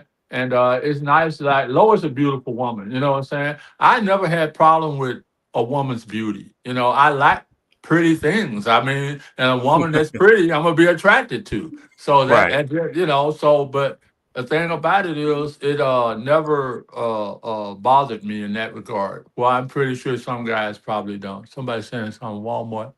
That's why I was laughing earlier. Yeah. Say Ferman. You remember when we had that conversation with Cleveland, and he was saying that he saw a friend of mine, Cleveland. He had we were talking, and he had said he's friends with Damon, and he said, "Yo, I remember," and he told Damon, because you never know who's around you, right? So he saw me. I never did see him until later on. And he said, I was at that same freaking Walmart, and he said that that this dude was approaching me, and it was, I remember this exact situation, and he was trying to talk to me, and he was like, and you turned around and you cussed him out because he wouldn't leave me the fuck alone. You know what I'm saying? And I think at that time I was really kind of crazy. That just made my ass crazy. I don't know. So I just literally just went off on the dude, and he was like, and of course he ran back and told his homeboy, because that's just what it is.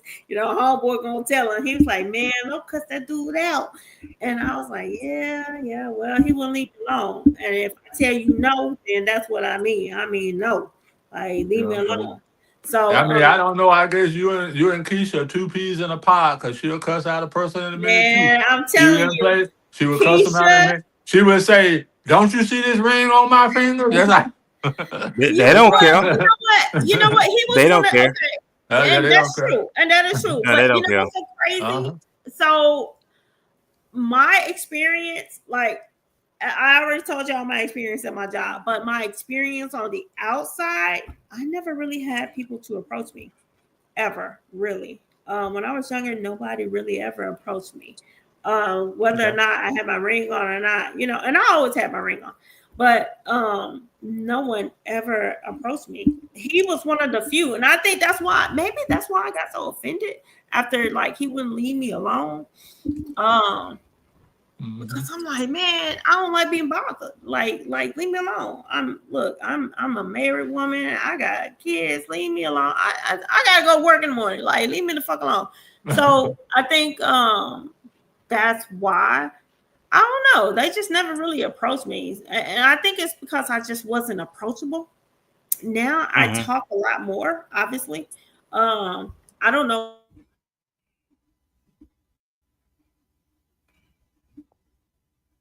changed. No, I do know when that changed. That changed when a job and teaching at my job forced me to talk to people. So I had to. So it changed me and it changed how I responded to people. But prior to that, I was very introverted. And this happened well into my 30s, like into my mid 30s. So I was very unapproachable.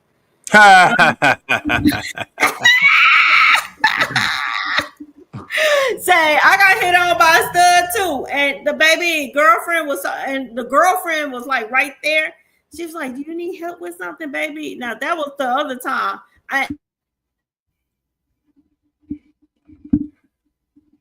And when I tell you, girl was so mad because she was talking about my hair. It was a Hispanic lady, and she was like, "Oh, your hair is so beautiful," blah blah blah. And baby, when I tell you that girlfriend was so mad, I was like, "Oh, girl, if you don't stop talking right now, your girlfriend finna cuss your ass out, and she probably cussed me out too. I ain't even do nothing. I ain't even Nah, she gonna beat that like girl. what? She gonna beat that girl when she get home. You know That was they that, Okay. all that's had a probably what she domestic was gonna violence do. going. Yeah. Yeah, yeah, because She Yeah, gonna get domestic home. violence. Yep. And the thing about it is, I don't know if Furman had ever been flirted with on by gay guys. I have. Gay guys have tried to flirt with me, and it's so uncomfortable. It is the most uncomfortable feeling in the world to be wow. flirted I love my on. homosexual and gay friends. I can't It feel is no so type of way. I have so it's many. a I love them. man because I'm 100% man, and it's so Right. uncomfortable. That But that and don't make you not 100% men if you get flirted on by no, but now I'm just saying it's a weird feeling that I cannot explain. Only another 100% man can understand what I'm trying to say what because it. wait. That's What that supposed to mean? that's I Now, just crazy. That's yeah. cause that's crazy. yeah. That no, that is What is very very crazy. But hey, they very very bold. I see, but it's Yeah, crazy. yeah, yeah. And the thing is, when a guy flirts with your girl, it's like I ain't saying you accept it, but it feels a little more normal, if you will, than it Cause does.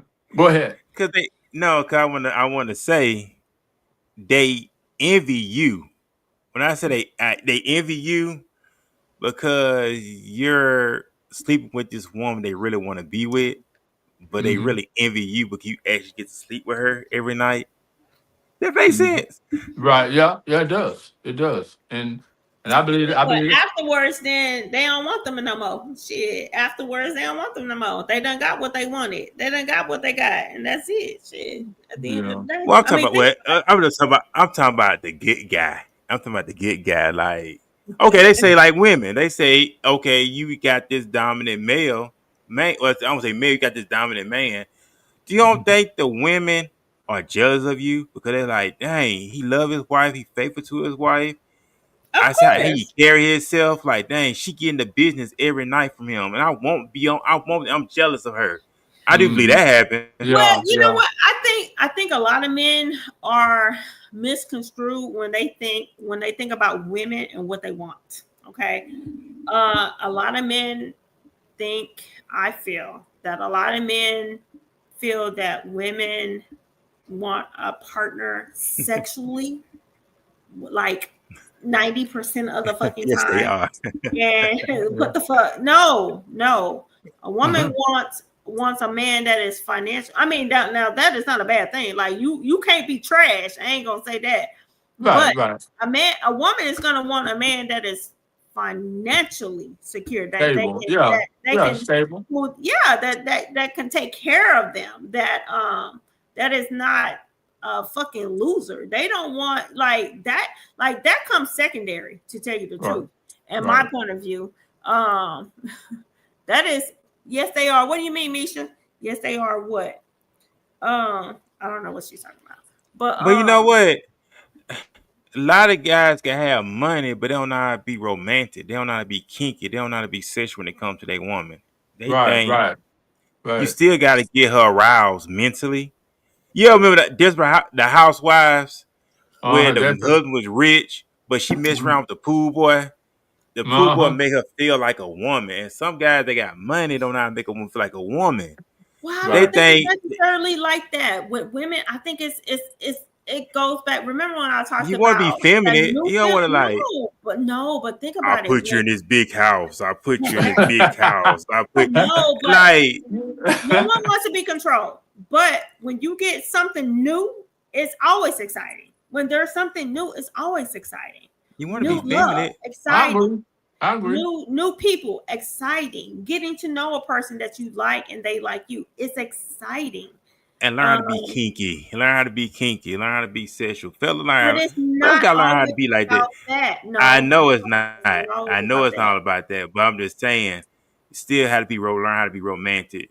Learn how to be romantic. Learn how That to be is true. That is what spontaneous. I do Learn how to believe be that. spontaneous. Cause okay, I'm only doing something because it's your birthday. That's not. I mean, do stuff. Oh, I'm not doing it because it's your Oh, that's birthday or the rash. That's anniversary. Yeah, rash. well, But yeah, be and I spontaneous. agree. Like me, I always do stuff like even the lady I'm with now, I do stuff. Me and her do things just out of the blue.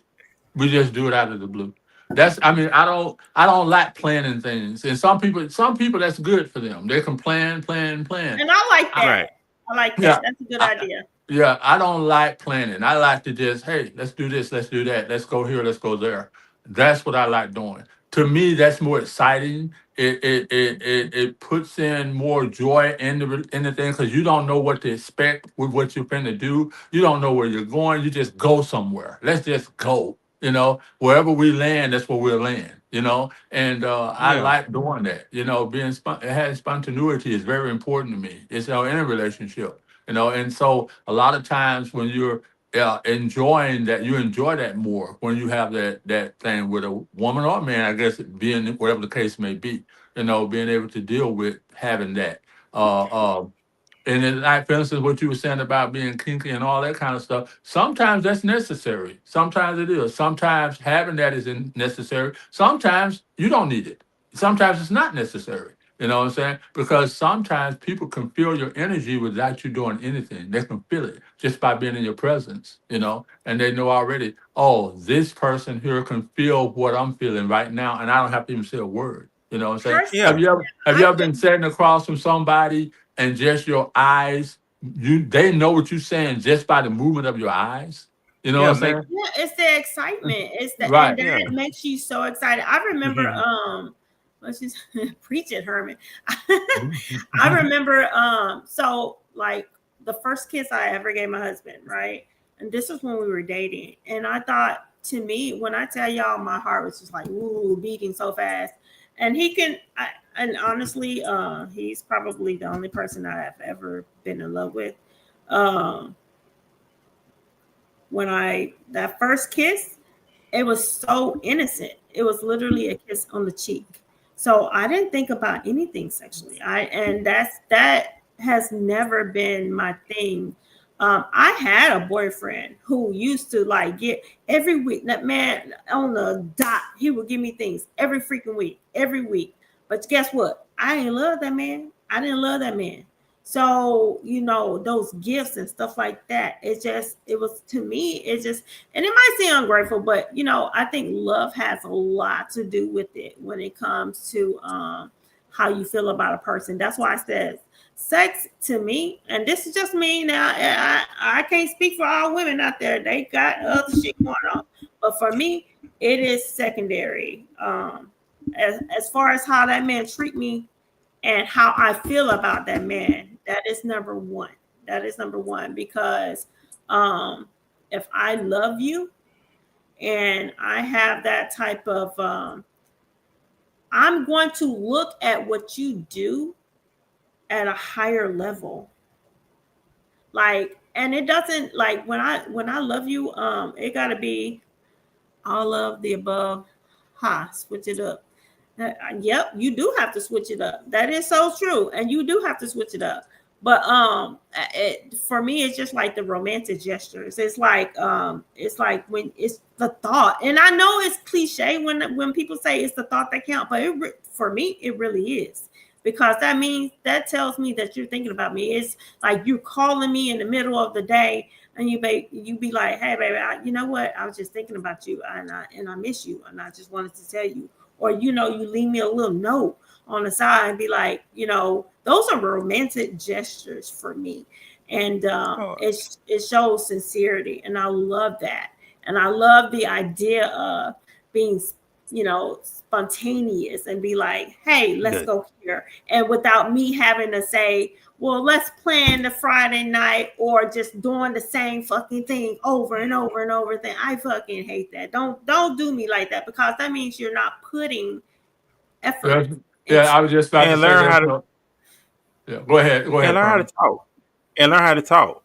Some yeah. and learn how to don't talk to her, don't talk at her. You gotta it's Preach. always gonna be something that stands out. It could be her glasses. It could be the way she wear her hair. It could be the outfit she has on that brain. Guys don't know how to be. They don't know how to talk. They talk at them, but don't know how to talk to them. One wants to be romance mentally. And the greatest thing you do a lot of time you ain't gotta have sex. You can lie right next to the bed of each other and fall right to sleep Yeah, Yeah. yeah. without touching Yeah. each other. No, those Like examples. cuddle. Well, it has to be important anyway, because see, you got to also know how to love a person's thoughts too. Yeah. I need to know how to love your thoughts, sweetheart, not just your body. You know, Right. and so that's Mhm. what a lot of men don't do. They don't love their husband or their wives or their boyfriend or their girlfriend thoughts.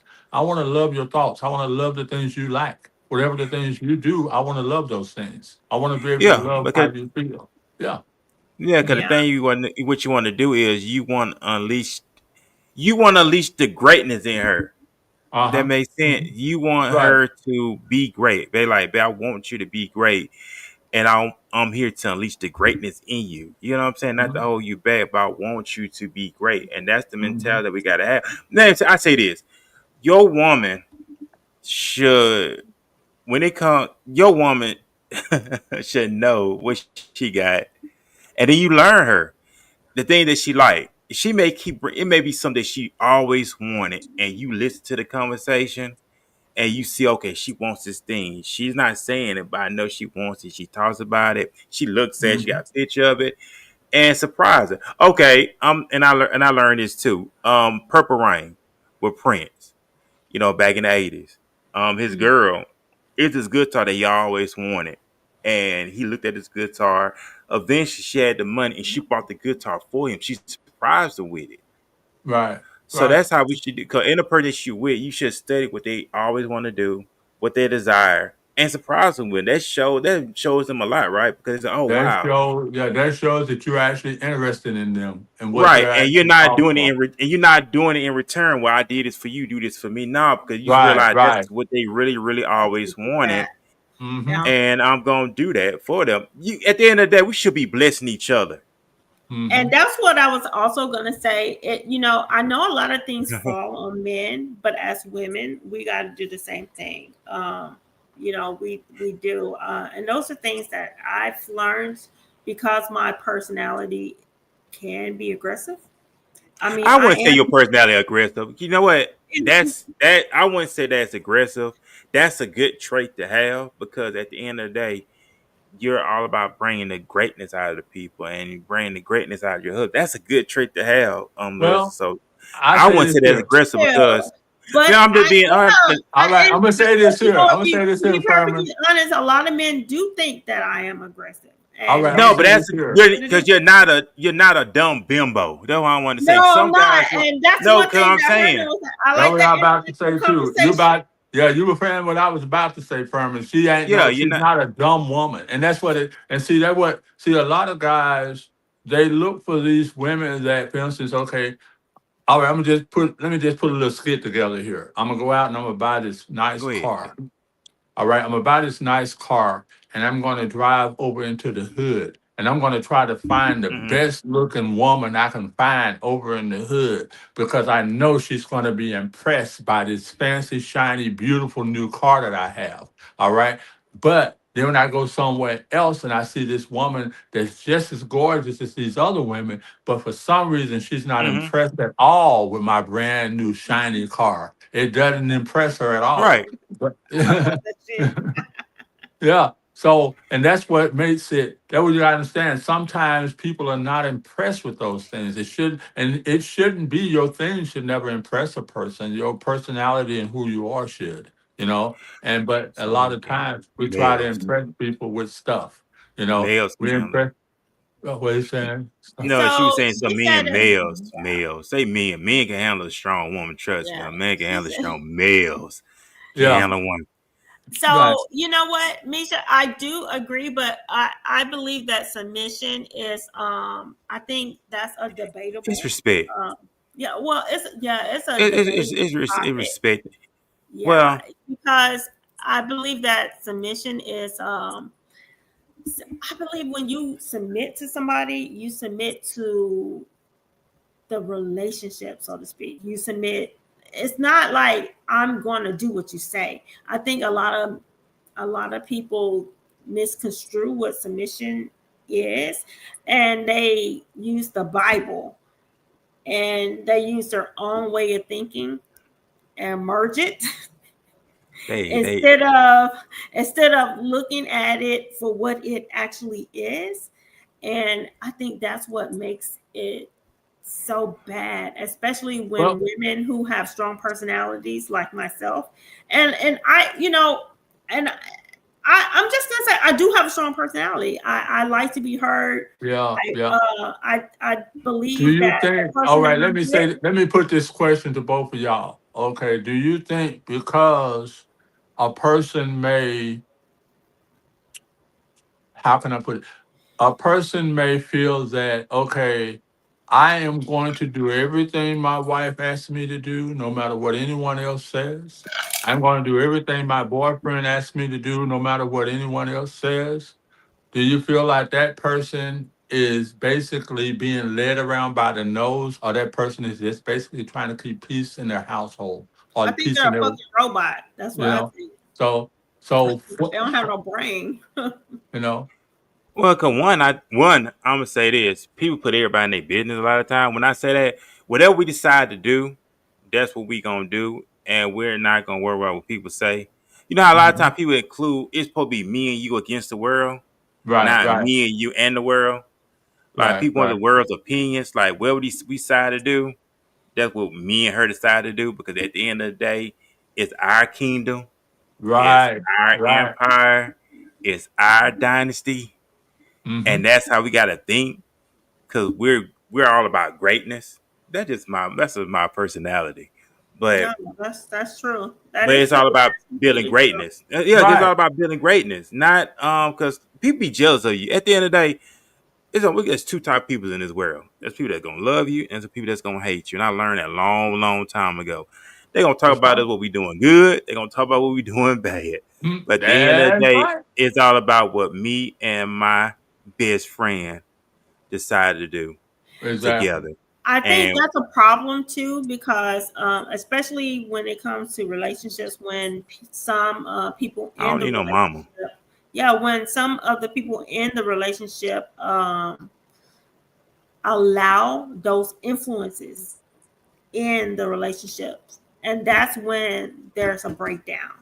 That's Right. when there's the breakdown. um Yeah. when like, especially now when I hear so many podcasts and so many streamers talk like the remember when we were talking about the red pill, blue pill? I didn't even know what the hell that was. The They sigma just stuff, I'm sickened by it, because it feels like men these days really hate men, hate women. They just don't like women. And there is a culture right now where there's a lot of that going on. And Yeah. unless that woman is like you, unless you have zero intellectual conversations, or do not completely agree with that man, then you're automatically wrong, or something is wrong with you, or you can't keep a man, or you're not a top tier woman, or you're this and that. Like, it's like these standards for men and women are so weird now. It's like I've never seen it, I've never seen so many situations where men want to be so pampered by women these days. And I don't know, it just seems so weird to me because it seems as though it's a reverse effect. Okay, because back in the day, uh from I mean I'm 63, so I can speak on things from the some of the stuff from the 60s, some of the stuff from the 70s. I was a little boy in the 60s and 70s, but I can remember women being just at home and being housewives. And I remember women not working.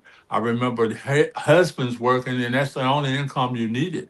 Those days are gone now. It seems like forever because now it takes two people and sometimes even three in order to be able to meet the standards of life that they have now today. The average house is at what $500,000 now for a brand new home starting. So it makes it very difficult for the people coming up in this generation to even buy a house. well, I think it depends definitely, especially in the area, because it can definitely be more. It can Right. definitely be Right. more. That's why I say 700. I mean, Yeah. 500,000 starting. Yeah. And the thing about it, and Yeah. and so as you look at how it is now, men treat women. It's like, okay, you got these, and I'm a DJ, so I'm finna DJ a party here in November. I got a party, I got a DJ. All right. So when I play the music that people want to hear, now there's a difference in music. There's music people want to hear, and there's music people accept. So I tell people, I say, okay, which one do you want me to play? Do you want me to play music you accept, or do you want me to play music you want to hear? And when I say that, because when you put music out there that people accept, it's got all kinds of different lingos and interpretations as to what they're talking about and things that and so when I play this type of music and people grasp it and they say, hey, this here music here you're playing is not appropriate for what I want done here at my party. And then I say, okay, well, you tell me, like I said before we even start playing, what is it that you want to hear? So I asked them that so I can play the type of music. But nowadays, there's no subtleness in music. Everything is boom right at you. It's boom. There's I no mean, if you want a real party, that's what you got to hear. yeah, That's what that's they what I'm want to saying. hear. So Yeah. there's no subtleties. Because see, back when I was a kid and coming up as a teenager, music only insinuated things. They don't insinuate anymore. They throw it right in your face. You see what I'm saying? And so those days of just insinuations is gone now. There's no more of that. Well, They I just think that changed, Herman, in the early '90s. I mean, we have right, to like right. when we talk about the history of music and the genres and when it changed. Like there are no boy bands anymore. There are no art like R&B is just completely different. And you're correct because I believe that, and everything has an effect on people from podcasts that you listen to, from the news that you look at, to the music that you hear. All of that has an effect, even from the movies. I like, just for example, okay, y'all, look, like, don't think I'm crazy. But I watch a lot of series and TV a lot. That's just my pastime. I like it. I like gaming all the time.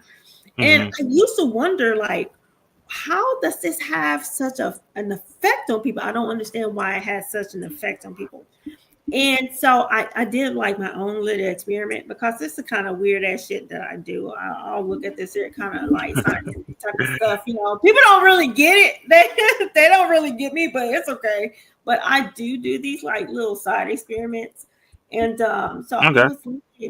was looking at this series, and it was like now, mind you, there are some series I don't like watching. I don't like stuff like police, right? Because I dealt with that forever. I don't want to see that shit, because I was working it. I went to work every day.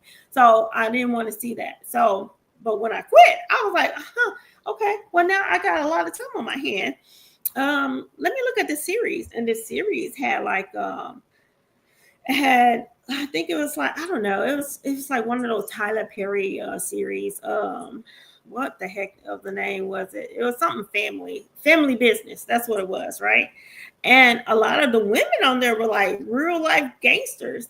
And I started thinking, man, I was like, man, I can see where it will have an effect on your psyche. Like I can see how watching this stuff all the time have an effect, even as an adult. And that is even why, like even and Herman, you can recall this. You remember? Do you ever? And Ferman, do y'all remember going to the movie theaters and while you're watching the movies, like the little popcorn guy or the little soda thing pop up, and it kind of be like, oh yeah, let me go get me some popcorn, or let me go get some soda. Right. So like the TV that we're watching, and the music that we're hearing, it does this. It's the exact same effect. It is the exact same thing. I was looking at this, and I know it's gonna sound weird, but I was looking at this it's like little mini documentary, and it talked about it was like this little conspiracy thing, and it said that the government what literally was teaching people how to survive like on the apocalypse, right? And I was like, what? Okay. And that kind of got my interest up because I love horror flicks. So I was like, what the hell are they talking about? So I was like, they was like when they, and I was like, was this, I didn't go down the rabbit hole to find out was this an actual thing, like a declassified type of thing. I didn't go down that rabbit hole. I was like, if I do that, then I'm gonna definitely do it, right? But the guy was talking about how the government pretty much taught you how to survive in that type of situation, what you needed to do, the people that you needed to hang around, the supplies that you needed to gather, how you would behave, and this and that and the third. And and it made me start thinking like, damn, every single thing that we are exposed to definitely will have an effect on everything that we do. So like when we look at these these different videos where there are situations of men and women talking about what's expected of their wives and their husbands, it affects us. It will affect you. I look a lot.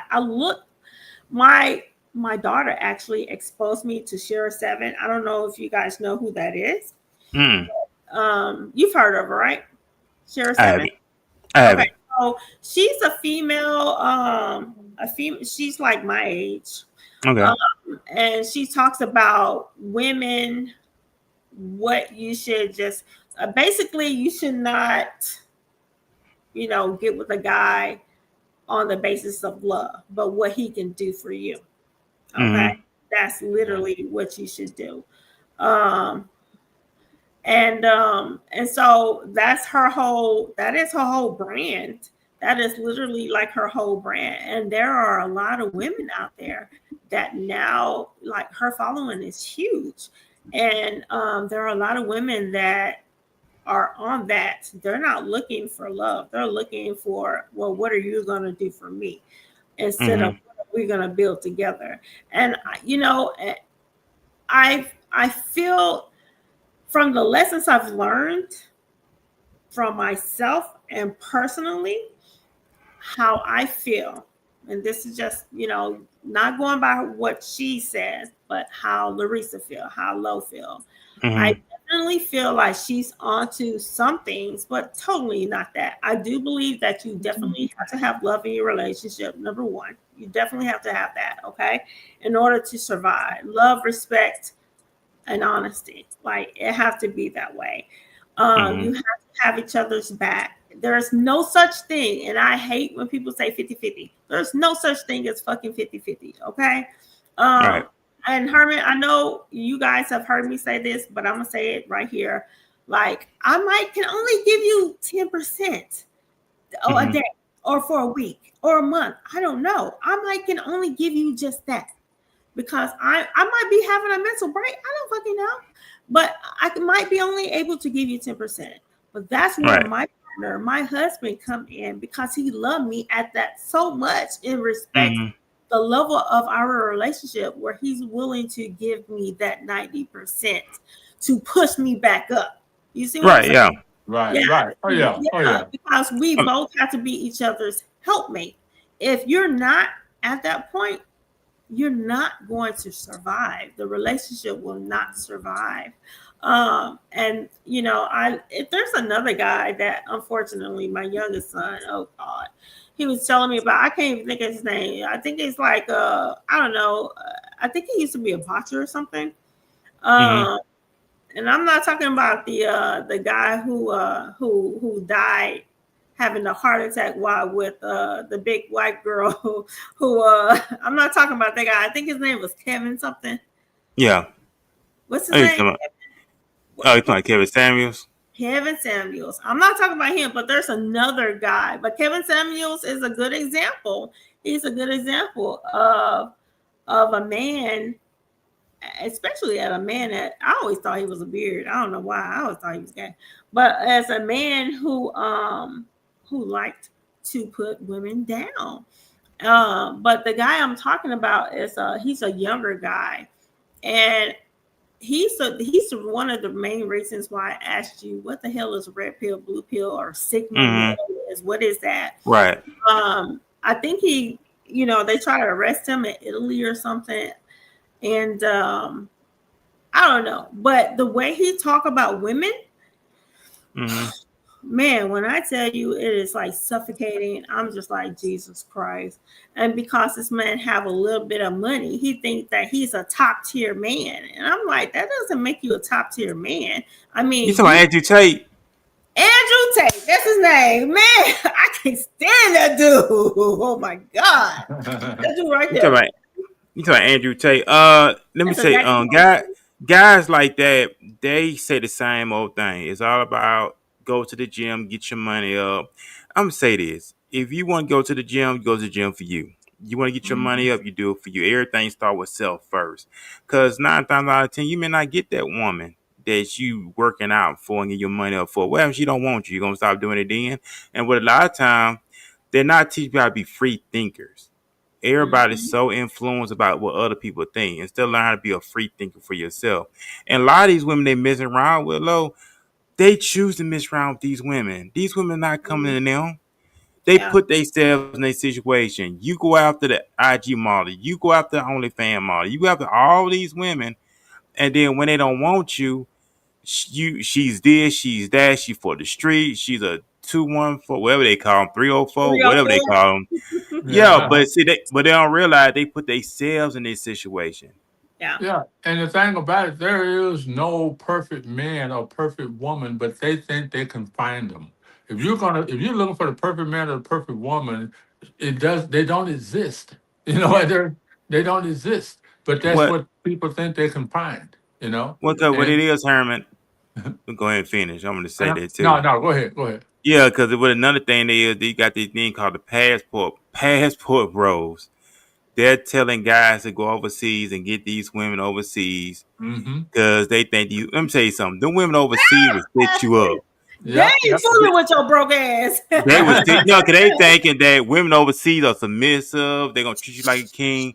Man, the women overseas got game, They and gonna if Uh-huh. run they your ass and they 1,000. know they gonna spot a sucker a mile away. So you keep going over that time about go get a passport and get your woman from overseas. She gonna run Mm-hmm. game on you. Matter of fact, look this up too. Over in Colombia, they got the drug called Dragon Breath.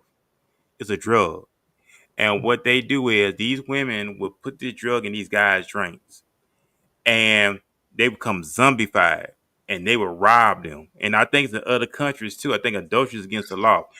These people, they go over to these countries where the husband and wife work together, set these guys up, and then Mm-hmm. tell them, hey, you commit adultery, you're going to jail. So what you have, what you gonna give me? So these guys don't want to go to jail. They give up everything. Mhm. So guys need to stop listening to the other folks over there. If you don't have, I'm just saying, just be careful out there. Right. Oh yeah, So you gotta be careful. I mean, that's Cause just the way of the world. The world is evil. I yeah, mean, but Lo, they set themselves up for failure. that is Yep. true. That is They true. set their, That their is own true. selves up. These women is not approaching these guys. They go out by how she oh man, look at her, she got a body. Look at her hair. Look at all this. You Yep. set your own self up for failure. That's just me, That is that's true. just me. I do want to read what Misha said. She said, "Yeah, I got a friend that wants a submissive woman. His definition of submissive is basically obey because his mom is that type of woman. Mind you, they are Hispanic, but he's still single." But you know why? You know why, Misha? You know why he's still single? Look how he carry himself. Right. I Right. guarantee he got poor leadership skills. I guarantee he has no structure in his life. I guarantee you he don't know what he want out of his life. He probably ain't no go getter. He probably ain't got no vision. He probably ain't got no drive. He probably ain't got no work ethic. That's why he's still single for. Right. Right. That's right. Well, I will say this: a lot of I've dated Hispanic males in the past. A lot of them are very, very jealous. A You lot of said facts them all facts. See, she agreed. He said facts all. I guarantee he ain't got no drive, no work ethic, no urgency yeah. about himself, no leadership skills. That's why he's still single for. Let me What? Right. ask you this. And see, my Let son me is ask you married. this. All right. My son is Go ahead. married to a Hispanic woman. And the thing about it is, the thing about a lot of Hispanic, and I don't know, I don't want to try to stereotype a culture because that would be wrong. But the fact of the matter is, a lot of times in the Hispanic culture, the men are so domineering, if you will. They dominate their women. They make their women walk behind them and things of that nature. I've seen that myself. Just going to Walmart, just going to the store. You know what I'm saying? Well, their women will be behind them and they'll walk in and open the door for themselves and won't hold the door for their own woman. But their women be behind them. I think that's in their culture. And I'm not saying that it's right or wrong, but I've seen that, be firsthand with my son being, and out there in San Diego, Mm. seeing that happen with the women. Because Mexico is just right there. You can stand in my son's porch and the Mexican flag is flowing right there. The whole nother country is right there, not even 100 yards away. I don't know. Maybe that was just some situation. I can't say that I experienced that. I've never experienced that. I like prior to my husband, I did date a lot of I dated a lot of Hispanic. I dated Hispanic men, Right, and what I personally experienced, and I had a lot of Hispanic friends. I went to a predominantly Hispanic school. A lot of people, thought I now mind you, I've gotten a little darker over as I've aged, but I was really lighter Mm-hmm. skin. So a lot of people thought that, and a lot of people still think that, oh, you're from a different country or whatever. Oh. right. Yeah, I mean, I done got it all: Indian, Peruvian. Brazilian, Dominican, Puerto Rican, you name it. See, you're Mexican, mix, you name it. I've gotten it all. Right. Until I open my mouth, and then they can tell. They can tell what the hell I am.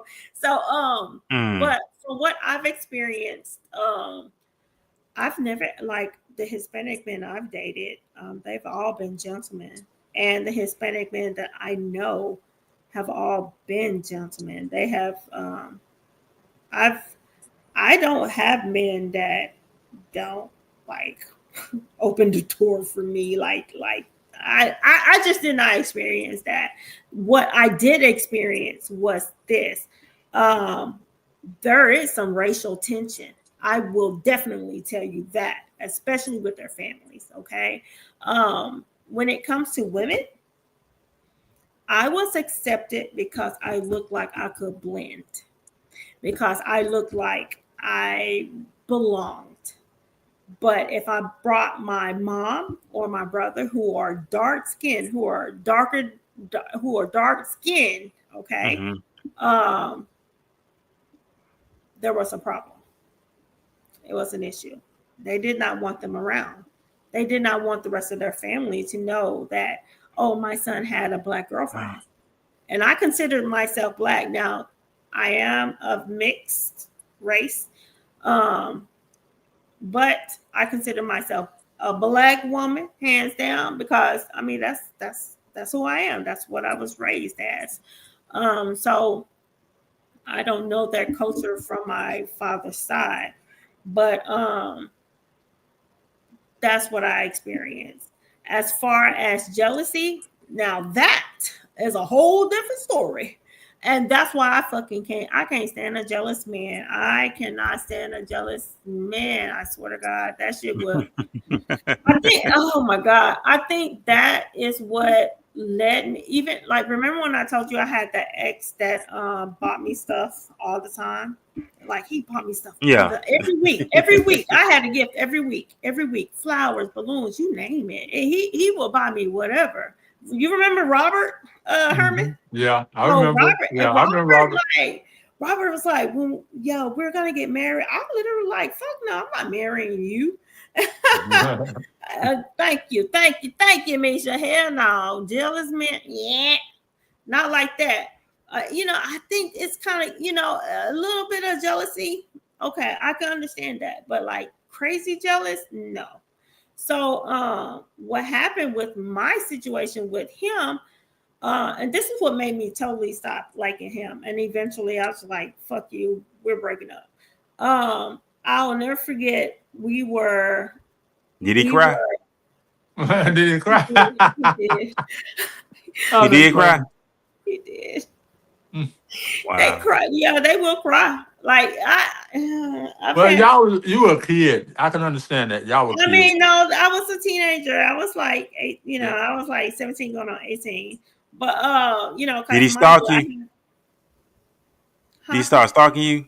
He didn't, but I have had stalkers in the past. So yeah. I have too. I have too. So but even not like, I'm not even talking about people that I've dated. I'm just talking about regular fucking weird ass stalkers. You made that man cry. I've experienced fucking stalkers, and they just don't know that I will shoot your ass. I'm crazy. Well, at least he get his name tattooed on you now. That right there would have been. Now that would have been a little. Oh, he was going to. Yeah, no, he was going to. I was like, no, don't do that until I. But okay, so what happened was, it was this dude that really liked me. I think his name was Kelvin or something. I don't even remember. But I was young, and I just feel like, yo, when you're young, like you're young, date. I don't care. Like we're not serious. Like what the fuck? I'm about to go to college. What the hell? Yeah. And so this man talking about marriage. I'm like, I'm not ready to get married. The fuck wrong with you? I don't even want to get married. And he was like, I'll never forget. Kelvin literally just said, "Hey." He just literally spoke to me. I was like, "Hey, how are you doing?" He was like, "I'm doing pretty good." And I knew this guy, right? So he wasn't like a stranger. And I was like, "Oh no, I'm good." He was like, "Okay, well then, I'll holler at you later." That's how brief it was. And all of a sudden, I felt somebody thump me on the back of my head. And I was like, you know what I did? I turned around before I knew it. I turned around and I just swung on whoever it was. I was like, who the fuck thumped me on the back of my head? Because it wasn't like a thump like, oh, I'm playing with you. It was a hard thump. And when I hit him in his face. I didn't even realize it. And I was like, I turned around. I was like, what the fuck are you doing? And that's what Ronnie was real crazy about. Like, you cannot mess with my yo. When I tell you cannot mess with, look here, my brother was very protective of me, okay? When I tell you my cousins and my brothers came up there, my brother came up there so fast. That's the fuck him up. And I was like, no. They came up there where I was. I was like, no. Y'all gonna go to jail. I said, no, that's okay. It's okay. Cause I'm like, I done already popped the boy in his face. So, we good. Like, wow. And at that point, I was like, I gotta go. Bitch, you thumb me on my head? Huh? I was like, it only take that time. Oh, no. Like, hell no. No, I'm out. The fuck is wrong with you? And I was like, nah, I don't know who you think I am. I'm not your child.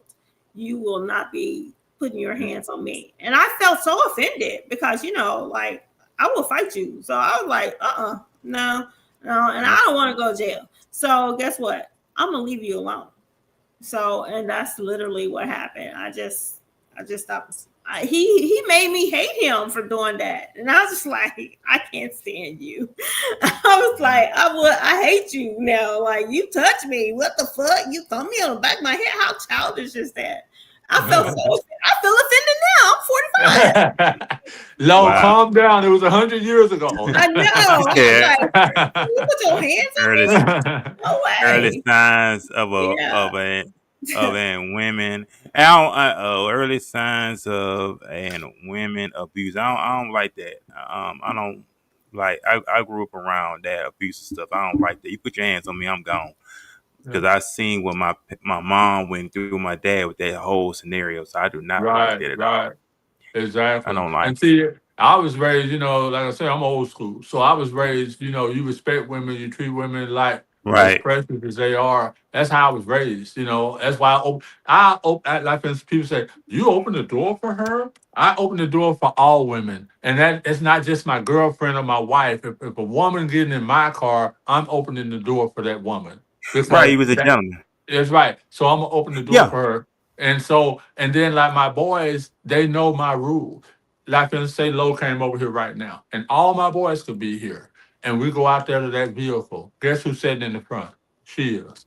That's right. I'm not gonna put a woman in the back seat and have a bunch of guys sitting in the front. You know what I'm saying? So the woman's gonna sit in the front because that's just the way I was raised. You don't put What? a woman in the back, you put her up there in the front. Now, if I'm in the car with my wife and Lo comes She over gonna here, get in the front. yeah, Yeah, no, she'll be in the I'm front, gonna get and in the then back. Lois sat Actually, in I'm the gonna grab seat. my own shit. Right, Lois sat in the seat directly behind her. You see what I'm saying? Right. Actually, So homeboy, because I'll be driving my own car because I don't want to. You look, I'm so like, yeah, non-problematic when it comes to that. I just feel like there's a certain amount of respect you got to give your friends, girl and hmm or wife. Like, I am like you. Like, there are certain times you're supposed to not call or text, and like right, there is like, I would never ever come into your house without speaking to her, or like I just feel like those are girl rules. Like, you don't yeah, do no that's mess. automatic. Yeah, I Yeah. mean, and that's like if I went over to Furman's house and I'm over his house, I come over to his house and I just walk in his house like and don't say nothing to him, just walk in there and sit down. Yeah, that's What? disrespectful. you That's know, very that's disrespectful. That's very disrespectful. and, I agree with you. I mean, going back to the point on what Herman was saying, because one, as a man, you always gonna honor your last name. You Wilson, you gonna say, hey, no, you're Wilson. Wilson, we don't do that. What this is what uh Wilson do. So as a man, he's like, hey, this is what Wilson men do, of course. huh, right. And it's all about because at the end of the day, that woman, she's in your prison, and she wants to, you know what I'm saying? She's in your prison at the end of the day. Right. So you always gonna be there for. You always gonna do that for. You always gonna make her feel like a woman. A woman when she Mm-hmm. wants to feel like a woman. Taking her Mm-hmm. by the hand, open the car door, taking her by the hand, escorting her to the car. Okay, when you open the door, you take her by the hand, you escort her out the car. When you put it in the car, you take her by the hand, you put it in the car. And Mm-hmm. then when you see her, instead of just open the door, take her by the hand, turn her around. Oh wow, you looking very nice. Pull her close in. Oh, you smelling good. You know what I'm saying? Make her sense that like wow. You know what I'm saying? I'm feeling this, and guys gotta learn how to be like that. They want to treat her like a bro, like a Right, right. dude, And that's today's society now. They and they want to call make it. that stuff be acceptable. That's what I was saying earlier. They want to make all this stuff be accepted. Women don't have to be treated sweet anymore. Oh man, oh no, you do that? No. They I do call that. these. Go Go ahead. ahead. No, I would say, Herman. I ain't never seen dudes call women bro. Yeah, What up, yeah. bro? Oh, I hate that. Right. God, man, I Yep. just fucking Bro, hate. Don't call me bro, man. I That hate is so that. strange. That is so strange to me. Don't call me I bro. can't understand that at all. I'm gonna tell you something. To the youngest, which babies, I guess you exclude, but from young women all the way to the oldest lady, I'm going to still respect that person in their age group. Whatever age group they're in, I'm respecting that age group to that age. So that bro stuff, man, what you talking about, dog? Oh, man, I feel you know what I'm saying? And all that. I can't do that but that's because how they talk yeah, to and I her. right, exactly. And I just cannot do that. if I don't know Chill, why. bro. Yo, bro, like, bro. Yeah, they call it. Oh, But I go ahead and finish, Herman. I'm going to let you finish No, because no, now let I'm me. kind of laugh. I'm kind of laughing because you're telling the truth, Furman. You're telling the truth. It's Hey, but just I'll tell you this, Herman, too. And I know we on the show, and I know it's kind of like entertainment, but you gotta realize some of these dudes like that woman you dildos on them now. mm-hmm, oh, mm-hmm, hmm, mm-hmm, mm-hmm. Say It's what? sad. That's going on now. That's been like that. Like, I think But that. it's out more now that they'll go along with it. Cause let me tell you something. Might tell me a story. This girl, she goes viral on social media all the time, and she put these guys' business out there. Like if you piss her off, she gonna put your business out there, Right, right. and she lets you know that these guys go along with it. Like, yeah, I let you do me like that because they go on how physically appealing that she look. So now these guys put themselves up, and these women are putting their business out there on the street like that. So Remember what I said earlier? Wait. I'm sorry. Hold on. They call it what? They call it pig. pegging, they call it Uh, pegging. Yeah, What the hell? I'm old. yep, They call yep, it yep, yep, pigging. yep. I've heard of that. Yeah, they call it yeah, these pegging. guys are Well, But letting y'all hear about it. I ain't remember, never heard that shit. it's yeah, these reversed. guys. Go Remember ahead. I was saying it earlier? That is everything's being reversed. The Yeah, men starting to be the ones sitting at home cleaning up, and the women are going to work. That's Wait, right. wait, yeah. wait. That, Hold on. Now, hold on. that's right.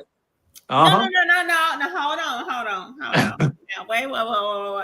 Now, I don't see nothing wrong with a man cleaning. Now, I don't see nothing wrong with a man cleaning up.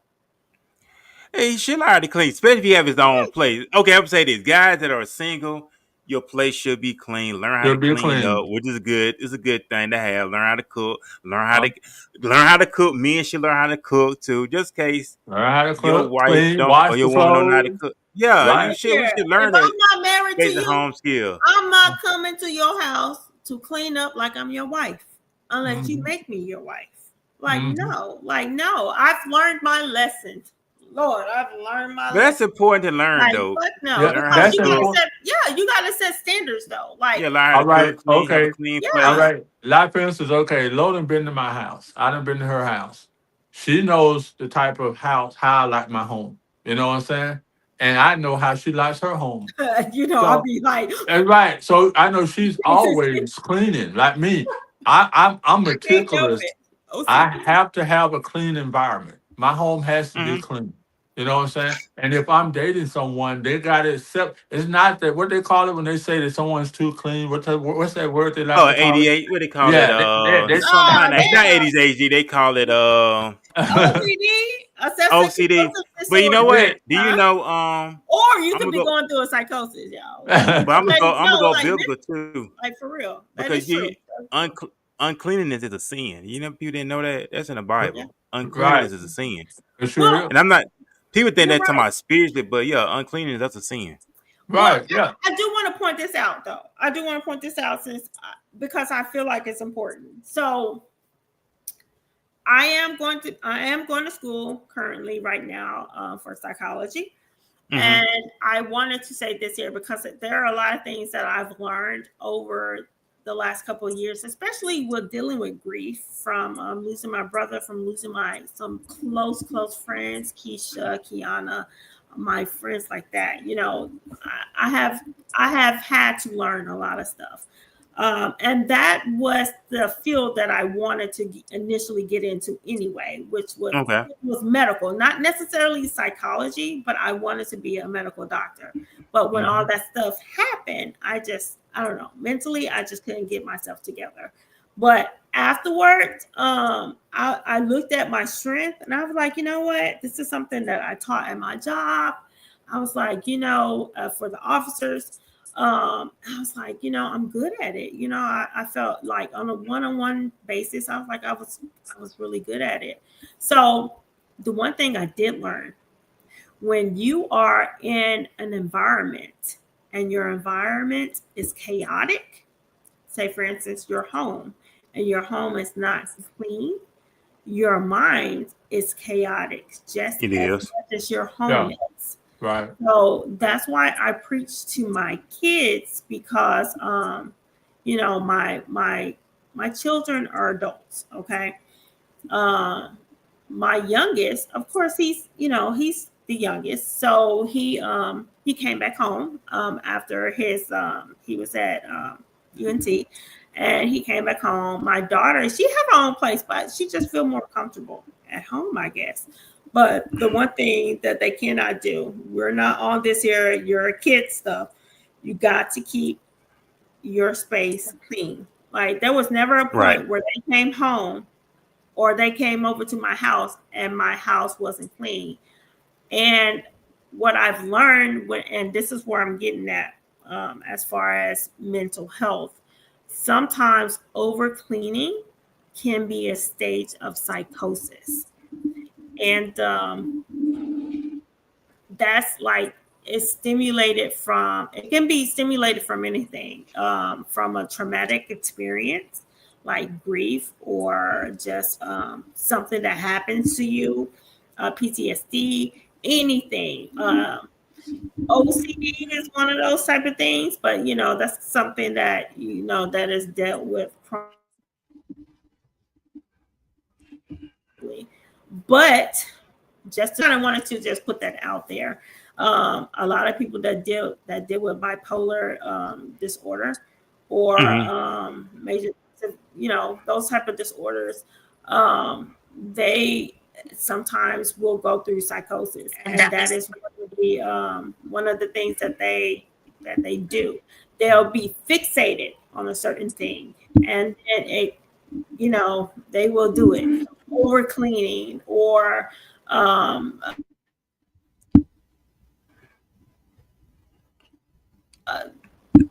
just something that they are fixated on over and over and over. Like some people Right. go through spiritual psychosis, and that's why you hear a lot of people like when they are having a mental crisis, and they talk about God on top, and they'll be like, and you be like, what are they talking about? And they be like, Jesus this, Jesus that, and it don't really make sense. But that's that psychosis that they are going through. So Yeah. I did wanted to point that out. But yeah, having being, and because Furman did mention cleanliness is next to godliness in the Bible. So yeah, you definitely, I yeah. mean, But I it's will important. say, if clean home will make your mind at rest. Right. It's Go ahead, important. Herman. Yeah, it's important. I mean, thing about it is, I love a clean home. I mean, I always have because I feel more relaxed. I feel more comfortable when I go to work and I come home and the house is in disarray. I can't relax. I feel Yes. like then I gotta clean up now because oh my Lord, Yep. I come home, I can't do it. So It bothers me. it I bothers don't me. care Yeah. what it is. It could be Uh-huh. like my grand dirty, I would literally have a fit. I would I'd be like, what the? I mean, and it just be toys, right? But I Right. would have a fit. I'll be like, no, no, no, no, no, no, no. So, and if they don't do it fast enough, I find myself doing it all the Hmm. freaking time. And Yeah. I was like, Yeah. gosh, I gotta stop this. And I do it once a week. I'm gonna dust. I'm gonna sweep. I'm gonna mop once a week. Like it's like right now, I just cleaned out my garage, and that is freaking killing me because that stuff is in my backyard, and I'm just like, God damn it, I gotta get that shit out of here. And my daughter want to have a garage sale, and honey, I'm about to throw all that shit in the trash. You hear me? If it go right out in the front, and they about to pick it up because I can't take it. I can't take that. So no. But going back to what you said, Herman, I believe, and this is just how I believe. I I feel like because of our age, we have been placed in these gender roles, but we have to learn how to adjust. We have to learn how to Yeah. adjust. I have And a friend. Lotus, you've never met. His name is Daryl. Daryl has you did tell always me told. about Daryl. I've Yeah, heard his name yeah. before. But Daryl, when I was renting out my house over on Morgan, Mhm. to people. You know how I am. I mean, I like everything clean. Now, Daryl said, Herman, you cannot expect your renters to be the same as the way you kept your house. You can't expect your renters to be the way you were. They're not going to keep the Thank house you. as neat Thank you. as you would have. You know, Mhm. And so I go by there and I be like, oh my God, look how this house look. Do they clean up? Do they wash dishes? Do they mop? Do they sweep? Do they this? Do they that? You can't expect everybody to be that way. You know what I'm saying? And it took him saying that to me for it to sink in my brain. Everybody's not gonna be like that. So but I mean, it doesn't mean you don't have to have your environment clean. You know what I'm saying? Because like, what's that old thing? You might live in the hood, but the hood ain't in you. You know what I'm saying? So when people say, "Hey, I can live in the ditch," but that don't mean that my ditch is gonna be dirty. I'm gonna keep my ditch clean.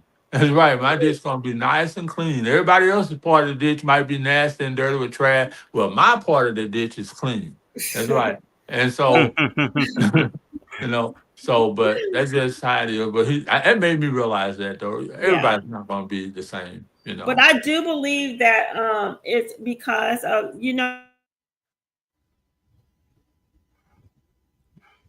how you said earlier that because of our living and all of the things, because everything has gone up, it takes two incomes now in order to survive in a Yeah. relationship where you own a home and you are paying bills and stuff like that.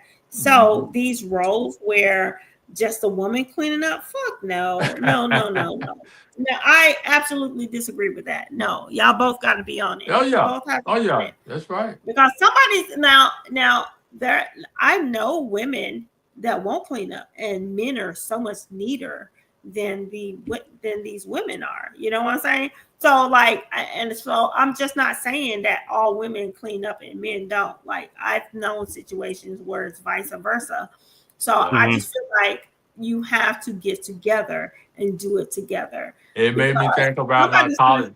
yeah, Yeah. somebody's gonna Yeah. feel like they're overwhelmed and underappreciated if Right. you I don't. mean, Right. it made me think about my college days. Oh my goodness. You would go over to the dorms to see the girls and stuff. And you would go in the guy dorm, right? And you'd be hanging out with your buddies. You'd be like, hey, man, what we all doing tonight? Oh, man, we're doing this, we're doing that. And the guy's dorm would be all so neat and clean. And then you go over to this girl's dorm, to get with the girl that you like. You saw this honey you want to holler at. So you trying to head over there to the girl's side of the campus. And when you get over there to holler at them and all that, and finally you making your way, y'all sitting out there in what they call the socialized center. So everybody's sitting out there watching TV. You can't go back there in their rooms. So, but these girls say, "Hey, don't worry about all that. I'm gonna get you back there in our room. Don't worry about it. I'll get you in there. All you gotta do is go down the hallway and sneak across on the other side, and you can come into the room. All Sound right, then. like Hey, I'm somebody done did it, huh? yeah, that's right. So Yeah, I well, said, hey, sound like I like, somebody hey, speaking from that's right. personal So experience. I'm like, hey, I'm down for that. You know what I'm saying? I'm down for that. So here we go. I'm going down the hallway, cut through the back like she told me to do, See, climb well, I over, tell you, see, from climb all over all this stuff, come over into her room, and it's the junkiest room I've ever seen in my life. And I'm Mm. like, oh my, this is your dorm? You know? She said, oh yeah, don't worry about it. My friend, she'll be back in a little bit and all that. We can hang out in here. But I didn't want to hang out in her room. Okay, so what? So I got a question for both of y'all. I'm gonna What say, do okay, so how do y'all feel when you meet a woman and Herman, don't say this if my friend is there, okay? I don't want you to Okay. answer. I don't want you to get in trouble. But if you met somebody and they were messy, how like you found out that they were really messy, like how would you approach that situation? Like I'm, what like I'm if gonna let you him answer found out first, that and you then liked her, if you found out I'm gonna let you Furman like answer the first. woman and then you hmm go to her house and her shit look like shit. What do you do? hmm What do Well, you you do in teach that her. situation? Is she willing to be teachable? Then you help her Do because we you? don't know everything. Because you don't know everything. I'm just saying. I mean, if you clean, you like okay. She may have trouble with cleaning, so it's like okay, I see you having trouble with this. I'm gonna get in there. Okay, We're so gonna do this. We're gonna take what this if she's together. 40, single, and kids grown, and she's the only one living in the house? Which that's ain't no excuse. You still want to spend shit to keep your place up. Now, if you don't want to do that, then that's the problem, man. That would sound like a personal problem. But that sounds like a very personal problem. But Yeah, if it they does. willing to learn, Now, if they willing to learn, that's different. Now, if you stuck in your ways, then that's on you. Then I can't be there. But I will say this though, What? guys need to invest in this. Invest in some dude wipes. Yeah, I can see that. It's always good to have. Don't just Put use it toilet over. paper to Put wipe. it over a little bit Let me more. see. Don't let me Put see. it, If put it I over do the it, other way. There you go. all right, Dude wipe dude right wipe. there. Invest in some dude wipes. When you use the toilet, make sure you not just use toilet paper, but use the wipe to wipe your behind because you're a grown man. You should be walking around with streaks in your jaw. Now, if you walk around with streaks in your jaw and she see that, then she's gonna I feel the type agree. of way. I have I these in my Yeah, bathroom. I take these to work with me, my book bag. Guys start to carry wipes now, so it's good to have wipes and not just use toilet paper because toilet paper leaves streak in your drawers. And we're grown yeah. men. We should not have streaks in our drawers. So if there's some dude wipes, they're good to Like have. I agree. got in my we bathroom. have a bidet, so like we have a bidet here. So I tell my kid, look, hey yo, bidet all day, okay? Yeah, Bidet take care all of day. yourself. So, yeah. Yep. Because That. yeah, Yep. these guys need to learn that. Invest in some dude wipes, Not guys. just the Yep. guys, yo, man. Let me tell y'all something. Hygiene is important, though. No, let And me tell y'all something. we Mm-mm. gotta No, learn to keep our no, bodies no. It's clean. not. It's not. Oh God, these women, these young girls. I swear to God, if they don't learn how to clean themselves properly, that is a problem. That is a problem. I should I can't not stand a nasty smell woman. your ass. I should not smell you, and it don't smell like you went to do, to Well, defecate. Okay, y'all, when I was little, I don't mean to cut you off long. go When I have was a what? little boy, I used to think, why? I used to ask my mama, and she said, what, baby? I was probably about 6, I think. Why little girls always smell like pee? Mmm. I Ugh. used to always ask my, What?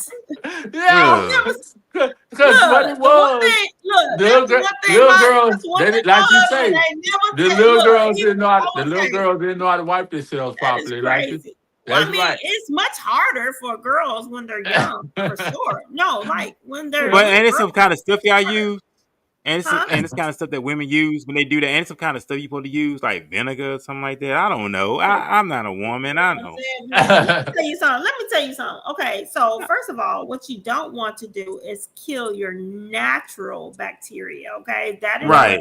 bad bacteria get inside your vagina, and that's it can cause yeast infections. It can cause Mm. Yeah, you don't want to do nothing vaginal like that. smells or vaginitis. It can cause all kinds of problems down there. So, like douching, you should not douche. Okay, and I know in our age group a lot of women would do that and they were causing so much harm Yeah, to their versus bodies. Yeah. benefits. Yeah. Now, Mm. a lot of women just do not get how to just wash.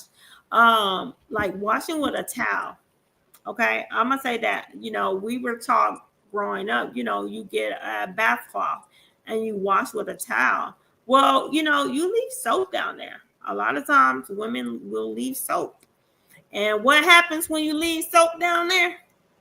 It Yeast dries up infection. and Yeast makes it infection. yeast infection. Mm. Yep. See, Yes. there you go. You can talk about that on your So platform. yeah, yeah. I mean, that's important though. That's Yeah, so important stuff. yeah, Yeah. so Yeah. there are things that you have to learn how to clean yourself down there. And the one thing that my husband can he will tell anybody, okay? Damon will tell anybody for as long as he's always known me, he's never smelled me. He's never smelled me because I know how to clean myself. And that's one thing that I made sure I taught my daughter. I taught my niece. I teach my grandkids. Like, I remember this one little girl. Maybe she had, bless her little heart, she had just started her cycle. And the Mm. one thing about your cycle, it never smells good. I don't fucking care how clean you are. Blood just don't smell Mm. good. Blood do not smell good. You better make sure Ah. your ass got some wipes, okay? Yeah. Make sure you Hey, got I, some I wipes. just lost And feeling in my ankles. I just lost feeling in my ankles. I mean, but it's okay. So I'll say like And that's this. very. Go ahead. when you're on your menses, okay, you don't make me go back to menses. When you're on your menses, okay, you Y'all have to crazy. make sure you are. I mean, because some women Let me are, throw this stuff in. they bleed I heavier. ain't going nowhere, y'all. I'm putting something in the trash. It's fine. They bleed heavier than others. They cannot help it. You cannot help those things. Those things are natural. And some men are so uncomfortable about it. I'm not uncomfortable. I think that's why my kids, it's so funny because their dad is their dad be like so embarrassed to talk to them. And then he's like, why do you tell them that? I'm like, what do you mean? This is a natural thing. I started Yeah. teaching my kids when they were little, like 5, 6. I was never telling them like, oh, a baby came from a crane from the sky and Oh dropped. yeah, you're right. Like, no way. I never said A that. stork. Like, yeah, Then I never, or a stork, whatever the case was. yeah. I never told them that. I was like, you literally came from your mom's vagina. He was so Right. embarrassed. He was so embarrassed that I said that. I was like, well, it's the truth. And I said, Yeah. I'm going to tell them. So I actually got my book out and I showed them. And they were like, what the heck?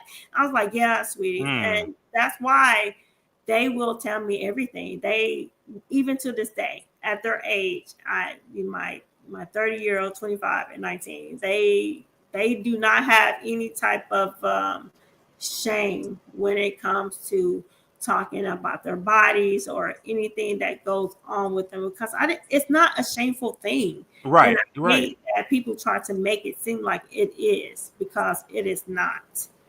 It is Right. not a simple thing. So, that's something you definitely have to teach your kids. And, my granddaughter, we were just talking, and I wanted her, because she's getting up in age, I talked about her menses with her, and she was embarrassed. And I was like, baby, that's one thing you don't have to ever be embarrassed about when you talk to me about it. Okay. It's okay. I said, it's a natural thing. Everybody go through it. And then I proceeded to explain to her. And I know her mom had this conversation, but I know she was still uncomfortable with it. So I just wanted her to be so comfortable with it. It doesn't stop with my kids. I've made it to where my nephew, my niece, they all feel comfortable talking to me about it, because I don't make it a shameful thing, because I didn't get that growing up. Okay. Yeah. I could not talk to my mother about those type of things, because I don't know, she just made me feel like I should feel ashamed about it. And I was ashamed about talking to her about a lot of stuff. So, with my kids, I was like, no, I'm not going to do that. We're going to talk it out. And Yeah, I mean it's good. talk it out like I'm a science teacher. So I mean it's good. If not, they gonna go in the streets and get the information, and the streets gonna give them the wrong information. or in the backseat of a car. It's gonna be one or the other.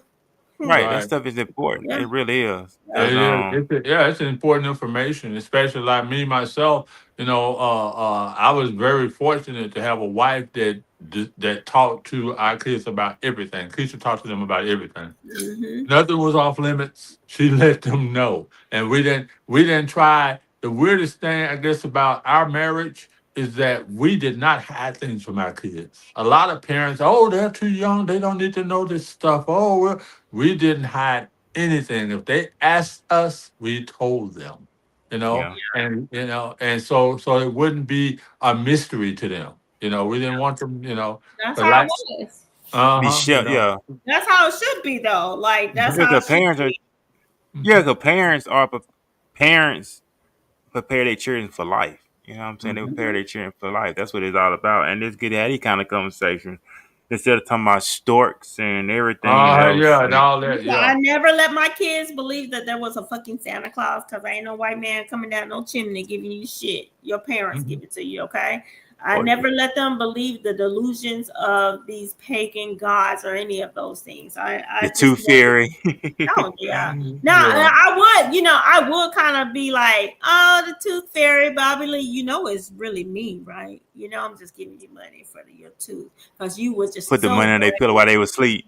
yeah. So I was Yeah. like, you were so brave with letting me pull it out. So I'm gonna be your tooth fairy, okay? So yeah, they'd be like, Mama, where my money at? I'd be like, oh, I forgot. So Oh wow. yeah. So that's Yeah.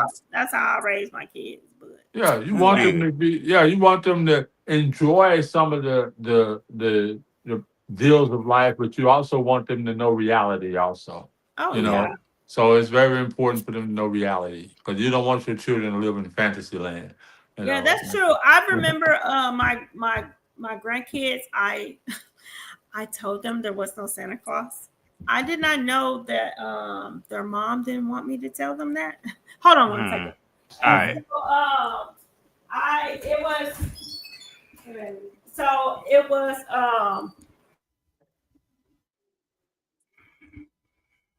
hmm she didn't want me to say it, but I told her I'm just not gonna say anything because I can't lie to them. Yep.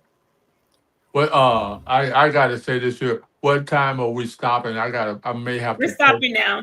We We're are. getting ready to stop now. Yeah, I know it's late, but this is how it is sometimes. Actually, No, we need no. to get I've to been enjoying it. I've been enjoying it now because I gotta go to work in the morning. Only reason why I'm saying it Oh because I yeah, gotta yeah, go to work yeah. in the morning, Uh, and that's the Yeah, only no, reason. Oh yeah.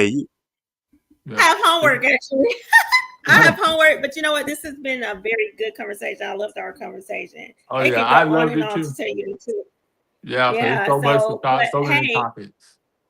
yeah, but thank you, Herman, for coming on. We love the conversation with you. We Mhm. want to say thank you again. It was my pleasure.